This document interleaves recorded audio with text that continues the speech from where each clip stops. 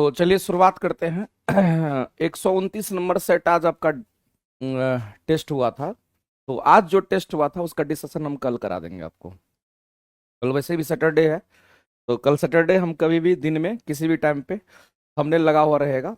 कल दिन में आपको 129 नंबर सेट का डिस्कशन करा देंगे, और 128 नंबर जो सेट कल आपका हुआ था उसका डिस्कशन अभी हम कर दे रहे हैं। तो आप सभी लोग फटाफट करके जुड़िए और देखते हैं। इसमें मैंने ये सब क्वेश्चंस आपको करा रखा था। ये वाला क्वेश्चंस मैंने करा रखा था आपको, और मैंने बोला था ये सब आपको ध्यान रखना और मैच कराना था इसमें। जैसे समतापी प्रक्रम की बात करते हैं, जिसको आइसोथर्मल प्रोसेस हम लोग कहते हैं। इस आइसोथर्मल प्रोसेस में टेम्परेचर कांस्टेंट होता है, और ये बहुत ज्यादा स्लो प्रोसेस होता है। कई बार एग्जाम में पूछा गया है कि वेरी स्लो प्रोसेस कौन सा होगा, 3-4 गो में रहेगा। यही 4 गो प्रोसेस पूछता है, और ये चारों प्रोसेस हमारा क्या है, तो कहेंगे हमारा आदर्श गैस के लिए हमारा वैलिड होता है। ये बात आपको ध्यान रखना है। एक तो ये हो गया, दूसरा, यहाँ तीसरा, और यहाँ पे चौथा। ये चारों प्रोसेस, सबसे स्लो प्रोसेस और सबसे फास्ट प्रोसेस। एडियाबेटिक प्रोसेस हमारा सबसे फास्ट प्रोसेस होता है। यहां तक कि मेरे भाई इस पर एक क्वेश्चन पूछता है कि गाड़ी का टायर अगर अचानक फट जाता है, गाड़ी का टायर, ध्यान रखेंगे, गाड़ी का टायर, क्वेश्चन बीपीएससी पूछा है, गाड़ी का टायर अचानक फट जाता है, गाड़ी का टायर अचानक फट जाता है, तो बताइए कि जो हवा बाहर निकलता है वो किस प्रोसेस से निकलता है। क्योंकि गाड़ी का टायर जब अचानक फटता है तो बहुत तेज गति से हवा निकलता है और बहुत फास्ट गति से निकलता है, इसलिए इसको हम लोग कहते हैं रुद्धोष्म प्रक्रम कहते हैं। इस बात को ध्यान रखेंगे। और समदाबी में क्या होगा, तो समान दाब होगा, दाब कांस्टेंट होगा। सम आयतनिक में क्या होगा, तो आयतन कांस्टेंट होगा। समतापी में क्या होगा, तापमान कांस्टेंट होगा। लेकिन एक हमारा स्लो, एक हमारा फास्ट प्रोसेस होता है। और एक और चीज नोट करके आप लिख लीजिएगा, वैसे इस क्वेश्चन का मिलान आप कर लीजिए। तो एक और चीज आप ध्यान रखिए मेरे भाई, कि जो एडियाबेटिक स्लोप हमारा होता है, अगर हम एडियाबेटिक कर्व की बात करते हैं, इस एडियाबेटिक प्रोसेस का जो हमारा स्लोप होता है, या एडियाबेटिक स्लोप की अगर हम बात करते हैं, एडियाबेटिक जो हमारा स्लोप होता है वो हमारा ज्यादा होता है किससे, तो आइसोथर्मल स्लोप से। आइसोथर्मल स्लोप से ही हमारा क्या होता है, ज्यादा होता है। इसीलिए चूंकि ये फास्ट प्रोसेस स्लोप ज्यादा होगा, इसका हमारा स्लोप कम होता है। ये हमारा क्या होगा, इसका स्लोप कम हो जाता है। तो इसका स्लोप ज्यादा है, इसका स्लोप हमारा कम होता है। कितना टाइम्स कम होता है, कितना टाइम्स ज्यादा होता है, गामा टाइम्स हमारा ज्यादा होता है। ये अलग से आप नोट करके लिखिएगा, क्योंकि कई बार एग्जाम में जो है आपको रिलेट करके इस तरह से दे देता है, किसका स्लोप ज्यादा, किसका स्लोप कम, कौन फास्ट कौन स्लो हमारा होगा। तो हम लोग जानते हैं समतापी प्रक्रम तापमान समान होगा, समदाबी प्रक्रम दाब समान होगा, और रुद्धोष्म प्रक्रम ऐसा प्रक्रम होता है जिसमें उष्मा संचरण नहीं होता है। यानी मेरे भाई रुद्धोष्म प्रक्रम ऐसा प्रक्रम है जिसमें उष्मा संचरण 0 होती है, और ये वेरी फास्ट प्रोसेस होता है। कल मैंने आपको बताया था, और इस हिसाब से अगर मिलान करिएगा तो आपको यहां पर मिल जाएगा क्या, तो बी का 3 और सी का हमारा 2 है। बी का 3 सी का 2, बी का 3 यहां पे था, सी का 2 था, बी का 3 यहां नहीं था तो खत्म हो गया, बी का 3 यहां नहीं था तो खत्म हो गया। इसलिए इस क्वेश्चन का आंसर मैंने क्या किया था आपको, तो ए बताया था। आगे चलते हैं, अगला क्वेश्चंस के बारे में हम लोग यहां पर चर्चा करते हैं। और विस्कोसिटी जिसको श्यानता कहते हैं, तो एक बात ध्यान रखना मेरे भाई, जो श्यानता हमारा होता है इसका यूनिट याद रख लीजिए। श्यानता का यूनिट क्या होता है, कहेंगे श्यानता का यूनिट हमारा पास्कल गुना सेकेंड होता है। इस बात को हमेशा के लिए याद रखना, कई बार पूछता है। इसके एसआई मात्रक की अगर हम बात करते हैं, अगर इसके एसआई यूनिट की अगर बात करते हैं, तो एसआई यूनिट क्या होगा, तो याद रखना ये पास्कल गुना में हमारा सेकेंड होता है। पास्कल गुना में सेकंड हमारा इसका क्या है, तो एसआई यूनिट होता है। और श्यानता जो है द्रव और गैस में ही देखने को मिलता है। और श्यानता क्या है, तो मेरे भाई ये आंतरिक प्रतिरोध पैदा करता है। ध्यान रखेंगे, द्रव और गैस में ये क्या करता है, तो आंतरिक प्रतिरोध पैदा करता है। ये चीज आपको ध्यान रखना है, आंतरिक प्रतिरोध पैदा करता है, और उसी आंतरिक प्रतिरोध को हम लोग श्यानता कहते हैं। और अब मैंने आपको बोला था मेरे भाई कि इसके यूनिट जो है, ऐसा यूनिट हमारा पास्कल गुना सेकंड होता है। पास्कल को क्या कहेंगे, न्यूटन पर मीटर स्क्वायर कहेंगे, सेकंड हमारा यहां पे रह गया। और इसी को क्या लिखेंगे, न्यूटन हमारा यह है, मीटर ऊपर जाएगा तो मीटर का पावर हमारा -2 और सेकंड हो जाएगा। ये भी हमारा मैच कर गया था, पहला ऑप्शन मैच कर गया था यहाँ पे। दूसरा हमने क्या किया था, इस न्यूटन को लिखा था केजी मीटर पर सेकंड स्क्वायर में, और यहां मीटर स्क्वायर को मीटर स्क्वायर छोड़ दिया, सेकंड को सेकंड छोड़ दिया था। और इसको जब कट कुट करिएगा तो आपको केजी मीटर स्क्वायर और सेकंड इनवर्स भी निकल करके आया था। इसमें से एक यूनिट हमारा नहीं हुआ था सही, इस यूनिट को हम काट दिए थे, ये हमारा सही नहीं था। बाद बाकी ये सही था और ये हमारा सही था, दो स्टेटमेंट सही था, इसलिए ऑप्शन नंबर डी के साथ हम गए थे। अगला क्वेश्चन मेरे भाई, मैंने आपको बताया था कि लिफ्ट के जब भी क्वेश्चन आपके सामने में आता है, तो एक बात ध्यान रखना कि लिफ्ट में एक क्वेश्चन हमारा ये हमेशा आते रहता है कि लिफ्ट की रस्सी अचानक टूट जाएगी तो क्या होगी। तो याद रखना, जब भी लिफ्ट की रस्सी अचानक टूटती है तो उस कंडीशन को हम लोग फ्री फॉल कंडीशन कहते हैं। और जब कभी भी फ्री फॉल कंडीशन होगा तो याद रखना कि वस्तु का जो भार होता है वो कैसा हो जाएगा, तो वस्तु का भार भारहीन हो जाएगा, यानी कि वस्तु का भार 0 हो जाता है। तो ये लिफ्ट की रस्सी अचानक टूटती है, तो अगर लिफ्ट ऊपर जा रहा रस्सी टूट गया, अगर लिफ्ट नीचे आ रहा रस्सी टूट गया, तो वो फ्री फॉल केस हो जाता है। और वैसे केस में उस लिफ्ट के अंदर जो वस्तु होगा उस वस्तु का भार भारहीन हो जाता है। अगर मान लेते हैं इसी में अगर हम आपसे ये कहें कि अगर लिफ्ट रुकी हुई है, लिफ्ट कैसा है, तो लिफ्ट विराम की अवस्था में है। तो मेरे भाई लिफ्ट अगर विराम की अवस्था में है, यदि लिफ्ट विराम की अवस्था में है तो क्या होगा। यदि लिफ्ट विराम की अवस्था में है तो आपको ध्यान रखना कि यहां भी वस्तु का भार वास्तविक भार के बराबर होगा। यहां पर वस्तु का जो भार होगा कैसा होगा, तो कहेंगे वास्तविक भार के बराबर होता, जो एक्चुअल उसका वेट होगा उसी के बराबर होगा। वस्तु का भार वास्तविक भार के बराबर होगा। दूसरी बात आपको ध्यान रखना है कि लिफ्ट की बात करते हैं, लिफ्ट एक समान वेग से हमारा गति करता है। अगर एक समान वेग से मेरे भाई अगर लिफ्ट ऊपर जा रही है, लिफ्ट नीचे आ रही है, वैसी परिस्थिति में भी हम कहेंगे कि वस्तु का भार वास्तविक भार के क्या होगा, तो वस्तु का जो भार है वास्तविक भार के बराबर होता है। तो ये सारे कंडीशंस को आप ध्यान रखेंगे और मैंने आपको सारी तरीके से बताया है कि आप इसको ध्यान रख सकते हैं। इस तरीके से आपको करना। और लिफ्ट कभी कभी क्या होता है, लिफ्ट अगर त्वरित गति से ऊपर जाता है तो आप बताइए, लिफ्ट त्वरित गति से अगर नीचे जाएगा तो आप बताइए, कमेंट करके आप कमेंट सेक्शन में बताएंगे। लेकिन लिफ्ट मेरे भाई अचानक अगर रस्सी टूटेगी तो उसको फ्री फॉल कहते हैं, और फ्री फॉल को ही मुक्त रूप कहते हैं। फ्री फॉल को मुक्त अवस्था कहते हैं। इसको क्या कहेंगे, तो इसको हम लोग मुक्त अवस्था कहते हैं, इस बात को ध्यान रखना। इसी को हम लोग मुक्त अवस्था कहते हैं, इस बात को ध्यान रखेंगे। और मुक्त अवस्था में अगर कोई भी वस्तु हमारा नीचे गिरता है तो उस वस्तु का भार भारहीन हो जाता है, ध्यान रखेंगे। अगला क्वेश्चन बताया था कि किसी गैस के अणुओं के वर्ग माध्य मूल जो आरएमएस वेलोसिटी हमारा होता है, और औसत चाल मतलब एवरेज वेलोसिटी होता है, और एमपी हमारा क्या होगा, तो कहेंगे यहां पर probable speed, most probable speed की हम बात करते हैं। इसके बीच में सही संबंध क्या है, तो मेरे भाई इस बात को ध्यान रखना, जब हम गैस की बात करते हैं, हम किसकी बात करते हैं, गैस की बात करते हैं, तो आपको ध्यान रखना इस गैस में तीन तीन गो फॉर्मूला हमारा आता है। एक तो स्पीड हम लोगों को आरएमएस स्पीड की बात करेगा, और आरएमएस स्पीड का फॉर्मूला होता है अंडर रूट में 3RT अपॉन में कितना होगा, तो कहेंगे m होता है। और इसी गैस के लिए हमारा एवरेज वेलोसिटी का भी फॉर्मूला होता है। और अगर हम एवरेज वेलोसिटी का फॉर्मूला की अगर बात करते हैं तो इसका फॉर्मूला होता है 8RT अपॉन में कितना, तो पाई, यहां पर m होता है मॉलिक्यूलर वेट। और तीसरा जो फॉर्मूला होता है हमारा एवरेज वेलोसिटी का, वो कितना होगा, एवरेज नहीं, तीसरा जो फॉर्मूला हमारा होगा मोस्ट प्रोबेबल स्पीड का हमारा होता है, वो कितना होगा, तो याद रखना अंडर रूट 2RT अपॉन में हमारा m होता है। ये फॉर्मूला होता है। और इस फॉर्मूला में आप देख सकते हैं मेरे भाई कि कौन वैल्यू ज्यादा होगा तो कौन वैल्यू कम होगा। तो जब आप इन तीनों में अगर रिलेट करोगे तो पता चलेगा कि सबसे ज्यादा हमारा स्पीड यही वैल्यू दिखा, क्योंकि RT/N, RT/m, RT/m सब में कॉमन है। यहां 3 है, यहां पर 8/π है, और 8/π की वैल्यू हमारा कितना हो जाएगा, तो हम कहेंगे 2 से 3 से तो हमारा कम मान ये होगा। इसका मतलब 3 से कम मान होगा तो इसके बाद ये आएगा, और इसका तो हमारा 2 वैल्यू है, तो सबसे कम हमारा VP होगा। इसलिए हम कहेंगे मोस्ट प्रोबेबल स्पीड हमारा सबसे कम होगा, उसके बाद एवरेज होगा, और सबसे अधिक हमारा आरएमएस स्पीड होता है। आपको ध्यान रखना, यही वैल्यू के आधार पर हम लोग लिखते हैं। आगे चलते हैं। अगला मैंने बताया था मेरे भाई खगोलीय दूरदर्शी की अगर बात करते हैं, अगर कोई खगोलीय दूरदर्शी हमारा होता है, खगोलीय दूरदर्शी का इस्तेमाल कैसे करते हैं हम, खगोलीय दूरदर्शी हम लोग दूरबीन जिसको कहते हैं, दूर की वस्तु को देखते हैं और छोटा चीज को बड़ा करके देखते हैं, मैग्नीफाइड करके देखते हैं। तो मैग्निफिकेशन का एक फॉर्मूला मैंने आपको कल बताया था, याद कीजिएगा कि मैग्निफिकेशन का एक फॉर्मूला m इक्वल टू हमारा क्या होता है, यहां पर माइनस के साथ हमारा यहां पर F0 अपॉन में क्या होगा, तो कहेंगे FE होता है। कल मैंने ये बात आपको बताया था, इस बात को आप ध्यान रखेंगे। यानी इसका फॉर्मूला कितना होगा, तो F0 डिवाइडेड बाय हमारा कितना होगा, तो कहेंगे FE होगा। ये हमारा क्या था, कहेंगे ऑब्जेक्टिव, ये हमारा क्या, तो ऑब्जेक्टिव लेंस की फोकस दूरी है FO, और ये FE क्या है, आई लेंस की फोकस दूरी होती है। देखो आई लेंस की फोकस दूरी कभी घटता बढ़ता नहीं है, अगर जब भी घटेगा बढ़ेगा तो ऑब्जेक्टिव लेंस की फोकस दूरी घटेगा बढ़ेगा। और जब ऑब्जेक्टिव लेंस की फोकस दूरी को मान लेते हैं, यहां पर हम क्या कर रहे हैं, कंडीशन के हिसाब से, चूंकि आवर्धन को बढ़ाने की बात कर रहा है, अगर आवर्धन को बढ़ाना है, अगर हमको m को बढ़ाना है, ये कांस्टेंट रहेगा तो इसको बढ़ाना पड़ेगा। तो मेरे पास ऑब्जेक्टिव लेंस की फोकस दूरी को बढ़ा देंगे तो m का मान बढ़ जाएगा। इसलिए मैंने ये कंडीशंस बताया था कि ऑब्जेक्टिव लेंस की फोकस दूरी को अगर बढ़ाएंगे तो m का मान बढ़ जाएगा। लेकिन कभी भी आवर्धन में नेगेटिव और पॉजिटिव का मीनिंग क्या होता है उसको आप समझिए।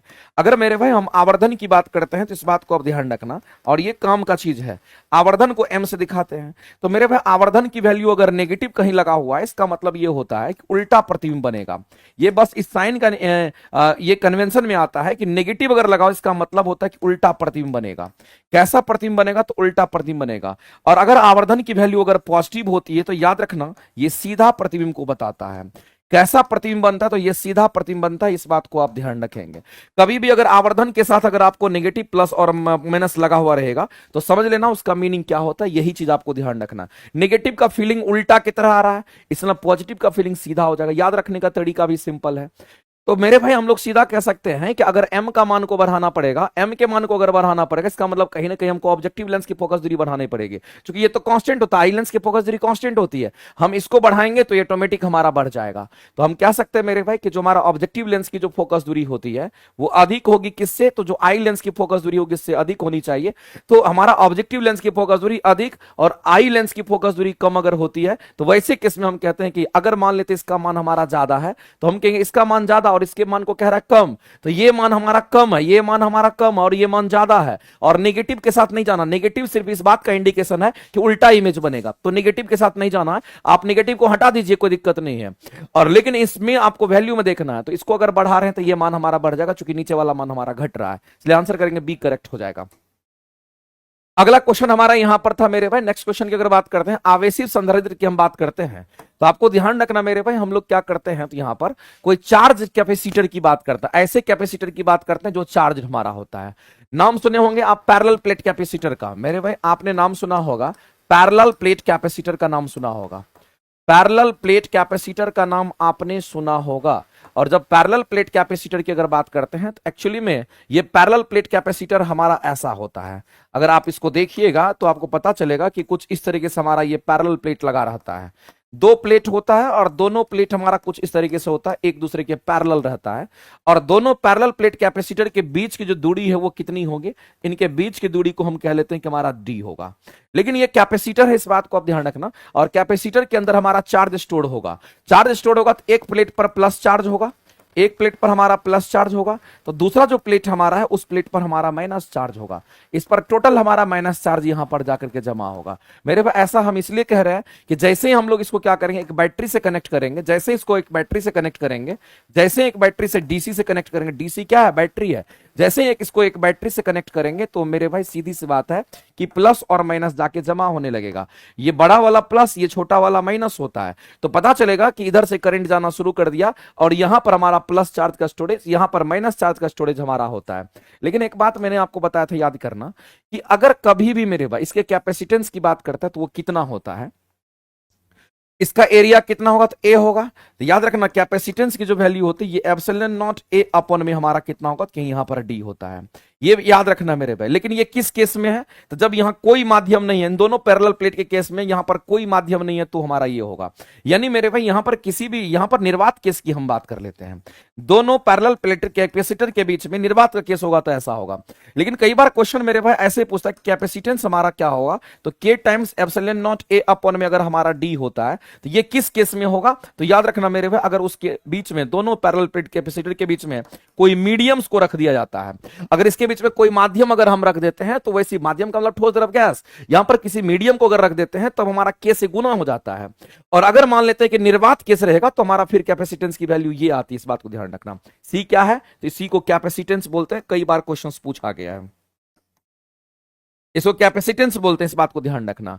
अब इतना बात जान लेने के बाद हम लोग आते हैं क्वेश्चंस पर। मेरे भाई इस बात को ध्यान रखना कि जब कभी भी आपके सामने कैपेसिटर की बात करता है तो कैपेसिटर को हम लोग ऐसे भी दिखाते हैं, ये पैरेलल प्लेट कैपेसिटर को हम लोग पढ़ने के लिए ऐसे दिखाते हैं, ये कैपेसिटर हमारा हो गया।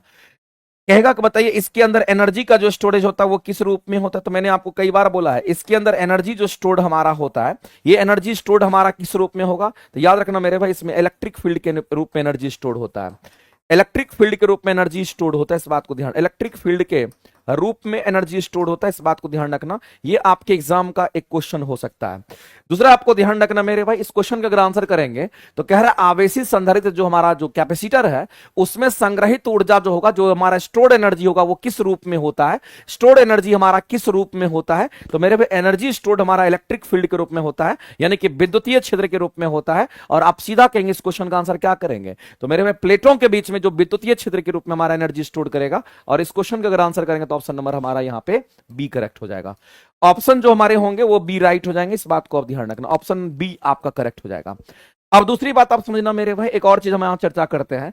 एक नाम सुने होंगे आप किसका, इंडक्टर का नाम सुने होंगे। इंडक्टर जो हमारा क्वाइल होता है जिसको प्रेरकत्व कहते हैं, ये इंडक्टर है हमारा, और इस इंडक्टर में करंट दीजिएगा तो इसमें हमारा क्या तात्पर्य, जैसे ही आप करंट दीजिएगा तार में, वैसे ही इसमें हमारा क्या तो साउथ पोल और नॉर्थ पोल बन जाता है, यानी कि मैग्नेटिक प्रॉपर्टी आती है। तब इसमें पूछा जाता है कि बताओ इसमें अगर एनर्जी स्टोर्ड होगा तो किस रूप में होगा। तो आपको ध्यान रखना, यहां एनर्जी स्टोर्ड की अगर बात करेगा तो यहां पर एनर्जी स्टोर्ड जो हमारा होता है ये मैग्नेटिक फील्ड के रूप में एनर्जी स्टोर्ड होता है। ये किस रूप में होगा, तो मैग्नेटिक फील्ड के रूप में एनर्जी स्टोर्ड होता है, इस बात को ध्यान रखेंगे। यहां पर एनर्जी मैग्नेटिक फील्ड के रूप में एनर्जी स्टोर करता है, इस बात को ध्यान रखना। तो किसी इंडक्टर में एनर्जी का स्टोरेज मैग्नेटिक फील्ड के रूप में, किसी कैपेसिटर के बीच में एनर्जी का स्टोरेज हमारा इलेक्ट्रिक फील्ड के रूप में होता है। ये दोनों क्वेश्चन से कई बार एग्जाम में पूछा गया है।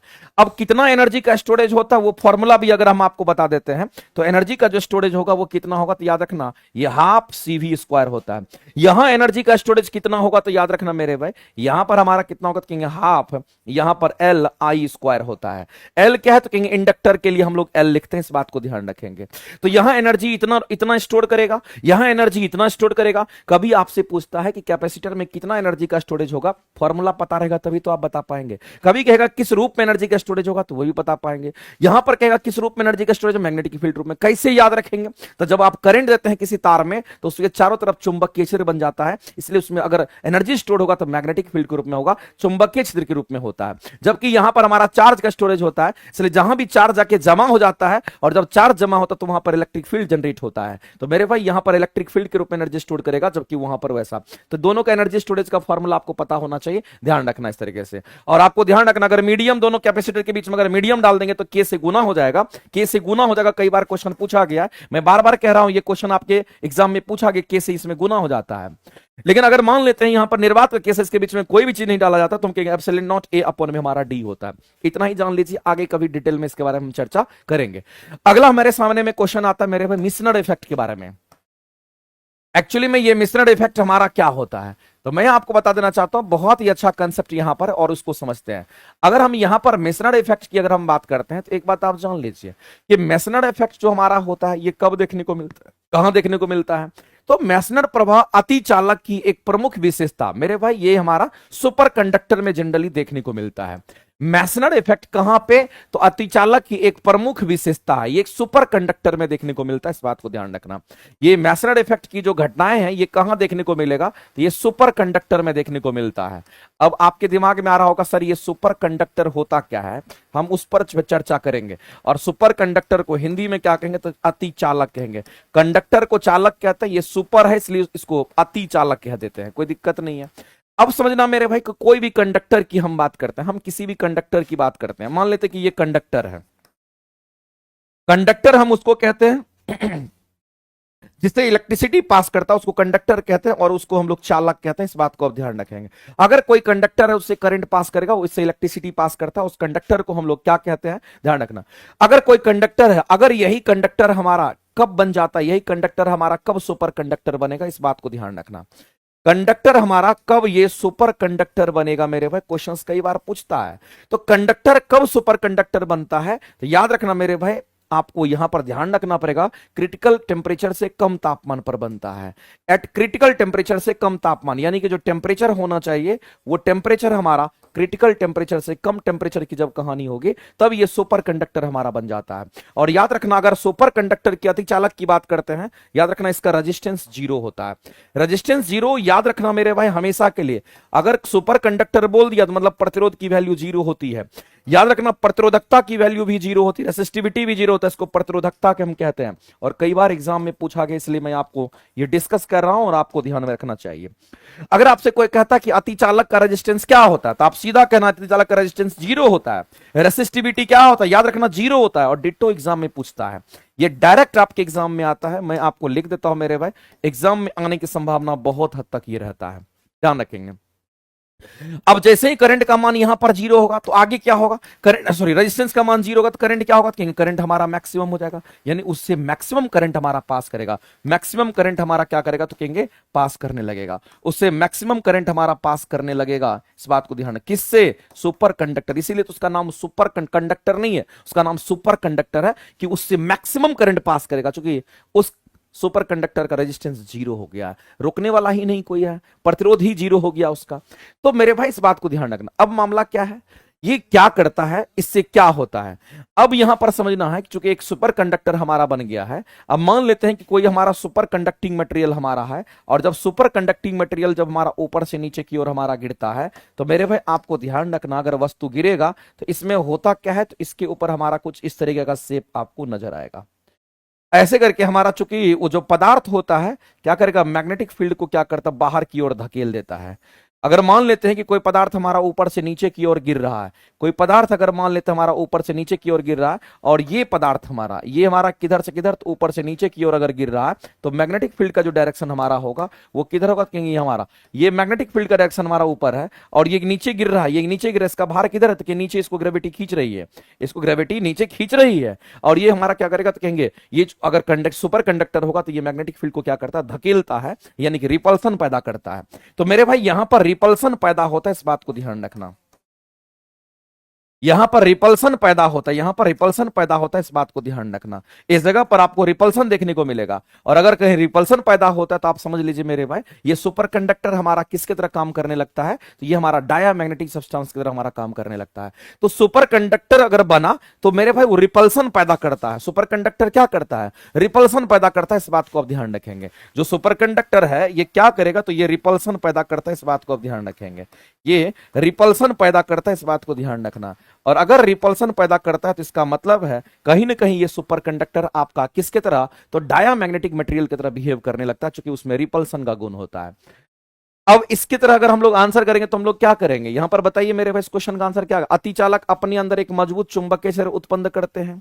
दूसरा हमारा क्या है, जब किसी पदार्थ को उसके क्रांतिक तापमान से नीचे ठंडा करते हैं, देखो यहां पर जब किसी पदार्थ को कहां से कहां, जब किसी पदार्थ को उसके क्रांतिक तापमान से नीचे ठंडा करते हैं, यानी क्रांतिक तापमान से नीचे ठंडा करते हैं किसी पदार्थ को, तो वह हमारा किस अवस्था में चला, अतिचालक बन जाता है, सुपर कंडक्टर बन जाता है।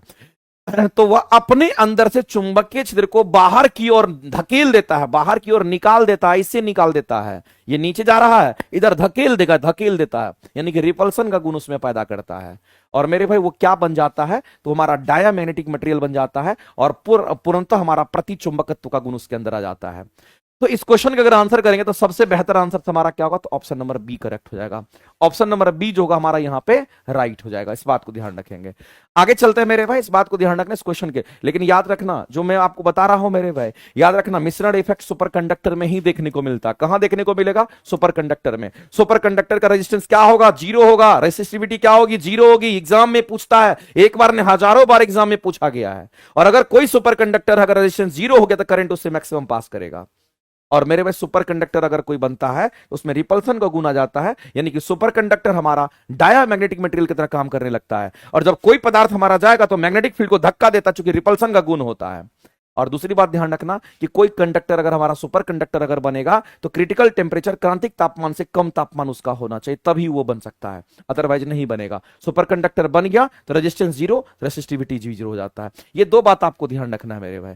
आगे चलते हैं, आगे आगे मेरे भाई यहां पर देख रहे होंगे एनसीईआरटी एग्जाम्पलर की जो क्लासेस है हम आप लोगों के लिए दिए हैं, और ये क्लासेस आपका स्टार्ट हो चुका है। एनसीईआरटी एग्जाम्पलर के जितने भी क्वेश्चंस होंगे, आप थ्योरेटिकल कंसेप्ट के साथ साथ इसके जितने भी क्वेश्चंस होंगे या क्वेश्चंस के माध्यम से पूरा थ्योरी आपका रिवाइज हो जाएगा। ये बेहतर क्लासेस हम आपको दिए हैं ताकि आपका रिविजन चलता रहे, आप प्रैक्टिस में बने रहें। और आपको सिलेक्शन लेना है तो लगातार प्रैक्टिस करके ही लेना पड़ेगा सिलेक्शन। और आप ये श्योर मानिए कि लगातार प्रैक्टिस मेरे साथ करिएगा, जो जो हम करा रहे हैं उसको आप खाली करते रहिए और उसी को कमांड कीजिए। जितना बात सिखाते हैं उसको सीख जाना है। देखिएगा एग्जाम में एक एक क्वेश्चन आप बना करके आइएगा, बस आपको थोड़ा सा मेहनत करना पड़ेगा। अगला क्वेश्चन कहता है यदि एक तार से प्रवाहित धारा को दोगुना कर देंगे तो विभवांतर का मान क्या होगा। मेरे भाई ओम्स लॉ तो आप पढ़ते होंगे, आप ओम्स लॉ पढ़े होंगे, और ओम का नियम हमारा जो डिफाइंड होता है एट कांस्टेंट टेम्परेचर पर डिफाइंड होता है। ये एट कांस्टेंट टेम्परेचर की बात करते हैं। ओम्स लॉ हमारा कांस्टेंट टेम्परेचर पर, एट कांस्टेंट टेम्परेचर पर, आप कह सकते हैं मेरे भाई ये कांस्टेंट टेम्परेचर पर डिफाइंड होता है। ये किस पर डिफाइंड होता है? कांस्टेंट टेम्परेचर पर हमारा डिफाइंड होता है। ये बात आपको ध्यान रखना, ये हमारा कांस्टेंट टेम्परेचर पर डिफाइंड होता है, ये चीज आपको ध्यान रखना है। अब मामला है कि ओम्स लॉ में जो विभव होगा समानुपाती हमारा करंट का होगा, और विभव समानुपाती अगर करंट का है तो इस क्वेश्चन को मेरे भाई पेन चलाने की जरूरत नहीं है, क्योंकि ये समानुपाती इसका होगा, विभव समानुपाती करंट का होगा, इस बात को ध्यान रखना आप। तो मेरे भाई आगे कह रहा है कि अगर धारा को दोगुना कर दिया जाएगा, धारा को दोगुना करना, अगर इसको दोगुना करेंगे तो ये भी दोगुना हो जाएगा, क्योंकि समानुपाती का रिलेशन है। बताइए मेरे भाई अगर ये दोगुना होगा तो विभवांतर भी दोगुना होगा, तो इस क्वेश्चन का आंसर क्या करेंगे? तो आप सीधा कहेंगे सर दोगुना हो जाएगा ना, आंसर करेंगे ऑप्शन नंबर हमारा क्या हो जाएगा? तो एक करेक्ट हो जाएगा, और कुछ करने की जरूरत नहीं। आगे चलते हैं, अगला क्वेश्चन हमारे सामने में परिनालिका की बात करते हैं, इस बात को ध्यान रखना मेरे भाई। जो परिनालिका है ना, इसी परिनालिका को हम लोग क्या कहते हैं? सोलेनॉइड कहते हैं। परिनालिका कहने का मतलब ये हमारा क्या है? तो हम कहेंगे यहां पर सोलेनॉइड की हम बात करते हैं, इस बात को ध्यान रखना। परिनालिका अगर हम बोल दिए इसका मतलब है हम सोलेनॉइड की हम बात कर रहे हैं। और सोलेनॉइड कहने का मतलब कैसा होता है? सोलेनॉइड कभी देखें कि नहीं देखे हैं? नहीं देखें तो आप देखिए गौर से। सोलेनॉइड में क्या होता है कि जैसे मान लेते हैं मेरे भाई, इस बात को समझना कि हमारा क्या है, तो एक हमारे पास क्या, एक ऐसा पदार्थ हमारा, एक कोई कंडक्टर के रूप में हमारा कोई पदार्थ है, ये कोई कंडक्टर के रूप में हमारा पदार्थ होता है, और इसके ऊपर में तार का जो लपेटा होता है, तार का लपेटा लगा दीजिए, वही हमारा क्या बन जाता है? इसके ऊपर में तार का ऐसे करके लपेटा लगा दीजिए, इसी को हम लोग सोलेनॉइड कह देते हैं। इसी को तार का लपेटा ऐसे लगा दीजिए, इसी को सोलेनॉइड कह देते हैं। यानी कहने का मतलब मेरे भाई मेरा साफ साफ है कि किसी भी कंडक्टिव मटेरियल पर, किसी भी कंडक्टिव मटेरियल पर, अगर किसी भी कंडक्टिव मटेरियल के ऊपर में अगर चारों तरफ से आप किसका, तो चारों तरफ से मेरे भाई अगर तार से लपेट देते हैं तो वह एक सोलेनॉइड बन जाता है, इस बात को ध्यान रखना, और इसी को परिनालिका कहते हैं। ये हमारा जो सोलेनॉइड हमारा होता है, इस बात को ध्यान रखना मेरे भाई, ये किसको बनाने में यूज करते हैं? तो ये हमारा इलेक्ट्रोमैग्नेट बनाने में इस्तेमाल होता है।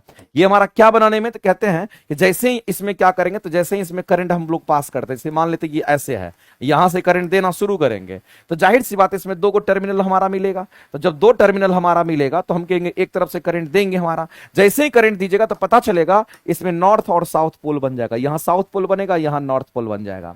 तो मेरे पे करंट दीजिए और इसमें मैग्नेटिक गुण आ गया, इसका मतलब इसी को हम इलेक्ट्रोमैग्नेट भी कहते हैं। इसी को क्या कहते हैं? तो यही हमारा इलेक्ट्रोमैग्नेट है, इस बात को ध्यान रखना। तो सोलेनॉइड क्या है? इलेक्ट्रोमैग्नेट है। करंट देंगे, मैग्नेटिक गुण आ गया, और इलेक्ट्रोमैग्नेट जो हमारा होता है ये अस्थायी चुंबक को कहते हैं। ये अस्थायी चुंबक होता है। इलेक्ट्रोमैग्नेट कैसा चुंबक होगा? तो ये अस्थायी चुंबक होता है, इस बात को ध्यान रखना। ये अस्थायी चुंबक हमारा होता है, इस बात को ध्यान रखेंगे। और मेरे भाई इसीलिए हम लोग कहते हैं कि जब भी परिनालिका की अगर हम बात करेंगे तो इसका इस्तेमाल कहां पे करते हैं? तो सोलेनॉइड बनाने में करते हैं, इस बात को ध्यान रखना। सॉरी, परिनालिका अगर हम बात करते हैं, ये हमारा विद्युत चुंबकत्व बनाने में, इलेक्ट्रोमैग्नेटिक बनाने में हम लोग यूज करते हैं। परिनालिका का उपयोग कहां करते हैं? तो इलेक्ट्रोमैग्नेट बनाने में करते हैं।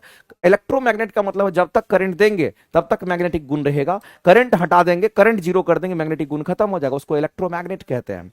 आप किसी भी वायर में जब करंट सप्लाई करते हैं तो चारों तरफ मैग्नेटिक फील्ड आ जाता है, और उसी को इलेक्ट्रोमैग्नेट कह देते हैं। तो एक सोलेनॉइड क्या है? इलेक्ट्रोमैग्नेट है, उसको इलेक्ट्रोमैग्नेट आप बना सकते हैं। और जब तक करंट देंगे तभी तक मैग्नेटिक गुण रहेगा, आप करंट जीरो कर दीजिए, मैग्नेटिक गुण खत्म हो जाएगा, इसलिए उसको अस्थायी मैग्नेट कहते हैं। ध्यान रखिएगा इस बात को। आगे चलते हैं मेरे भाई, अगला क्वेश्चन हम लोग यहां देखते हैं, और इसी के बारे में हम बात कर रहे थे। यहां पर नाभिकीय विखंडन और नाभिकीय संलयन पर भी क्वेश्चन कई बार आपके एग्जाम में आ चुका है। तो मैं आपसे जानना चाहता हूं मेरे भाई कि अगर हम नाभिकीय विखंडन की बात करते हैं, अगर हम यहां पर न्यूक्लियर फ्यूजन रिएक्शन की अगर हम बात करते हैं, किसकी बात करें? न्यूक्लियर फ्यूजन रिएक्शन की अगर हम बात करते हैं, ये जो हमारा न्यूक्लियर फ्यूजन रिएक्शन हमारा होता है, इसके ऊपर चर्चा अगर हम लोग करते हैं, तो आप एक बात जान लीजिए कि इसको नाभिकीय विखंडन अभिक्रिया के नाम से हम लोग जानते हैं। इसको क्या कहेंगे? तो इसको हम लोग नाभिकीय विखंडन अभिक्रिया कहते हैं, ये चीज आपको ध्यान रखना है। अगर नाभिकीय विखंडन अभिक्रिया कहते हैं इसको, न्यूक्लियर फ्यूजन रिएक्शन के नाम से हम लोग जानते हैं। इसमें क्या होता है, छोटे छोटे सॉरी इसमें क्या होता है, बड़े न्यूक्लियस जो होते हैं वो छोटे न्यूक्लियस में टूट जाता है।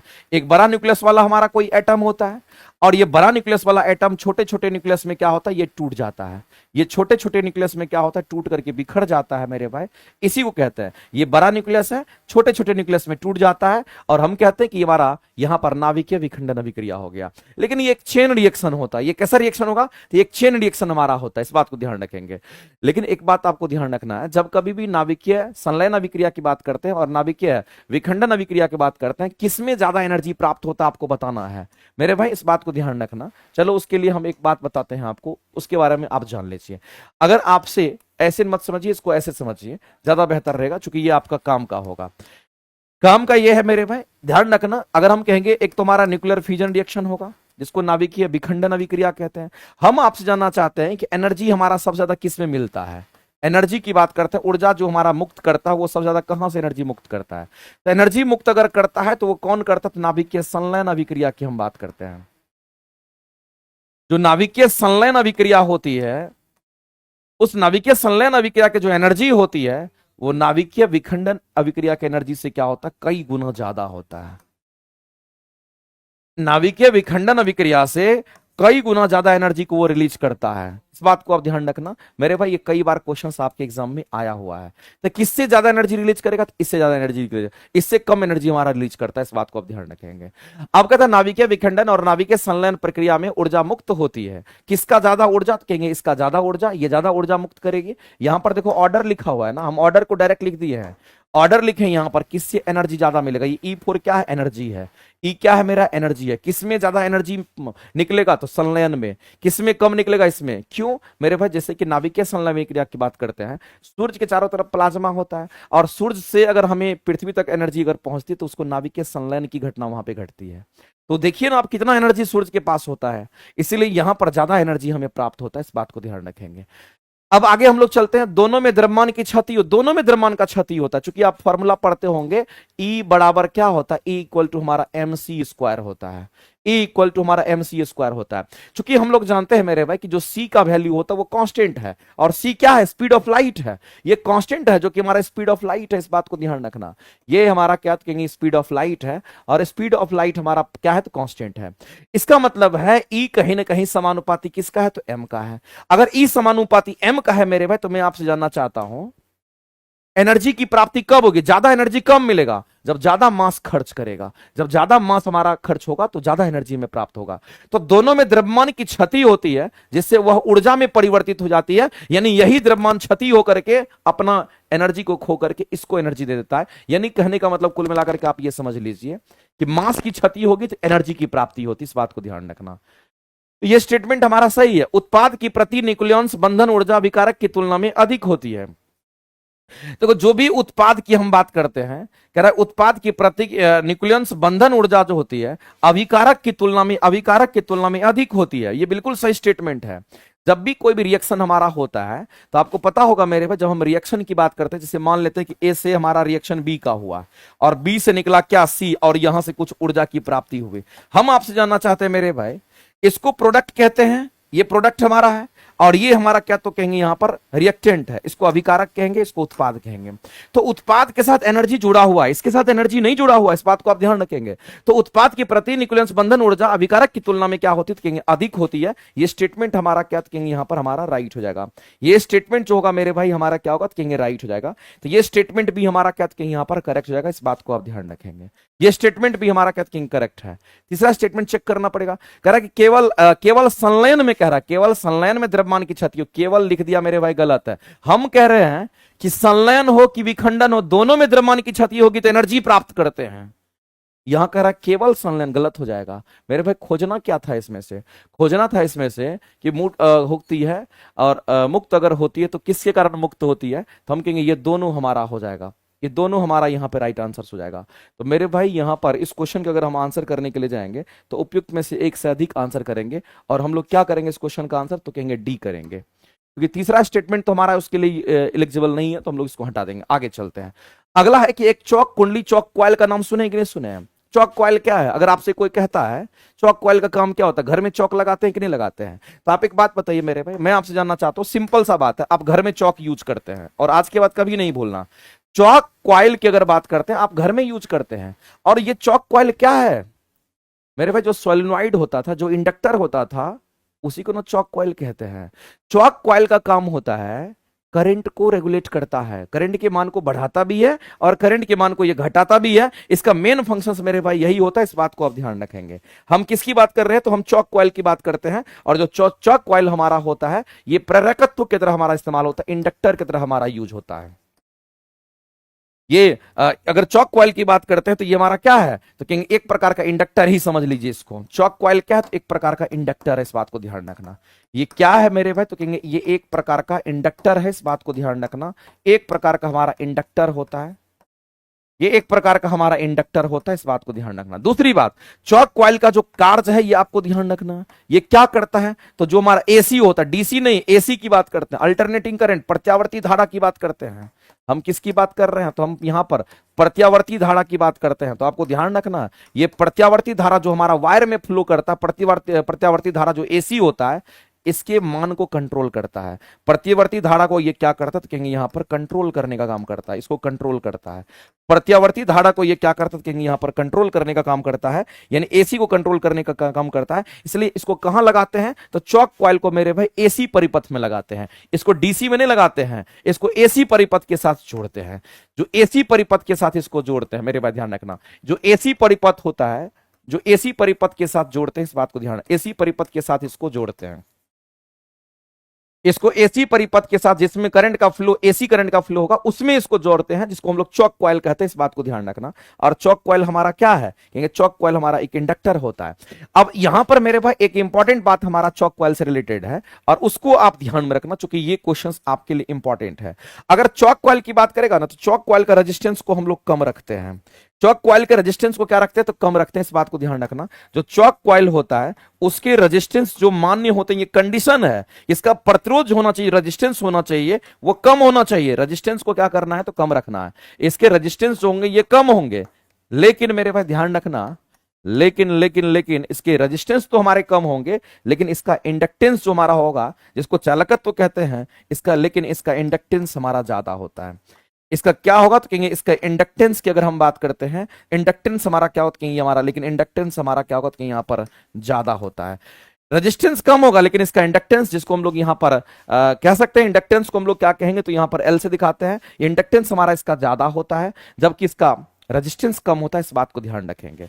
तो चौक कॉइल हम लोग घर में यूज करते हैं, और चौक कॉइल किसके साथ जोड़ते हैं? तो जिस भी सर्किट में, जिस भी वायर में करंट एसी पास कर रहा है, डीसी नहीं, एसी पास कर रहा है, उसी में चौक कॉइल यूज करते हैं। और चौक कॉइल क्या है? एक प्रकार का इंडक्टर है। और चौक कॉइल का काम क्या होता है? एसी करंट को बढ़ाना और घटाना, एसी करंट को कंट्रोल करना। इसीलिए कभी भी अगर उसको जोड़ते हैं तो एसी परिपथ के साथ उसको जोड़ते हैं।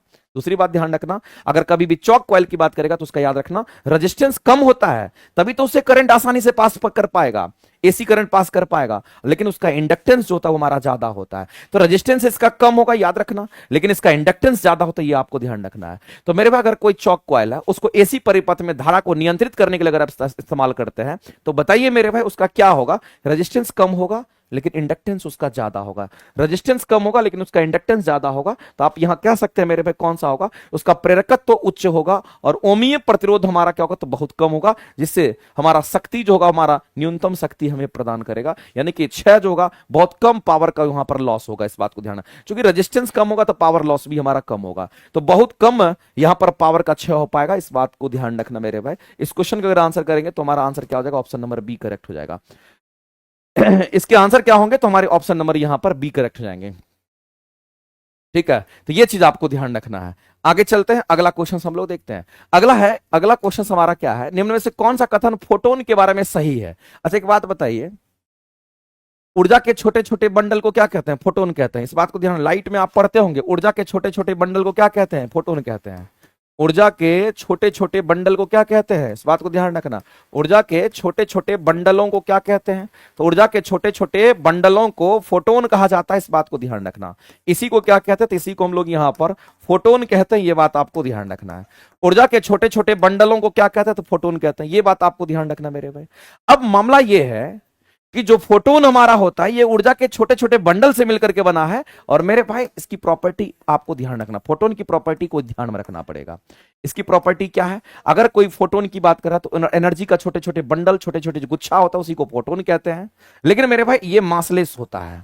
ये कैसा होता है, कहेंगे ये मासलेस होता है, यानी इसका द्रव्यमान क्या होगा, तो शून्य होता है। ये मेरे भाई मासलेस होता है। ये कैसा होगा, तो आपको ध्यान रखना पड़ेगा, ये मासलेस का कंडीशन है।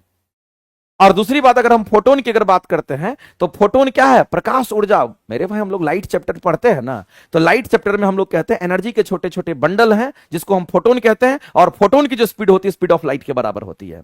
फोटोन की जो स्पीड होती है स्पीड ऑफ लाइट के बराबर होती है। तो मेरे भाई इस फोटोन की जो स्पीड होगी वो कितने के बराबर होगी, तो फोटोन की जो स्पीड होगी वह स्पीड ऑफ लाइट के बराबर होती है।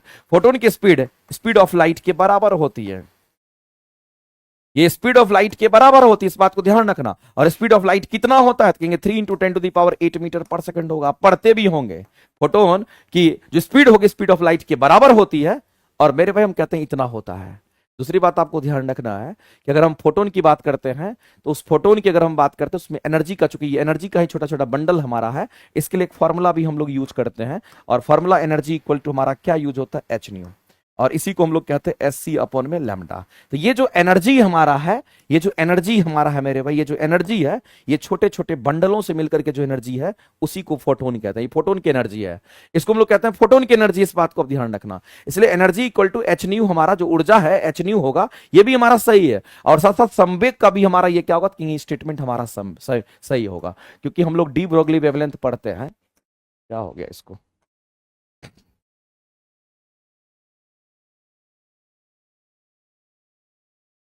हाँ, तो यहां पर हम लोग को ध्यान रखना है इसमें से कौन सा स्टेटमेंट सही है।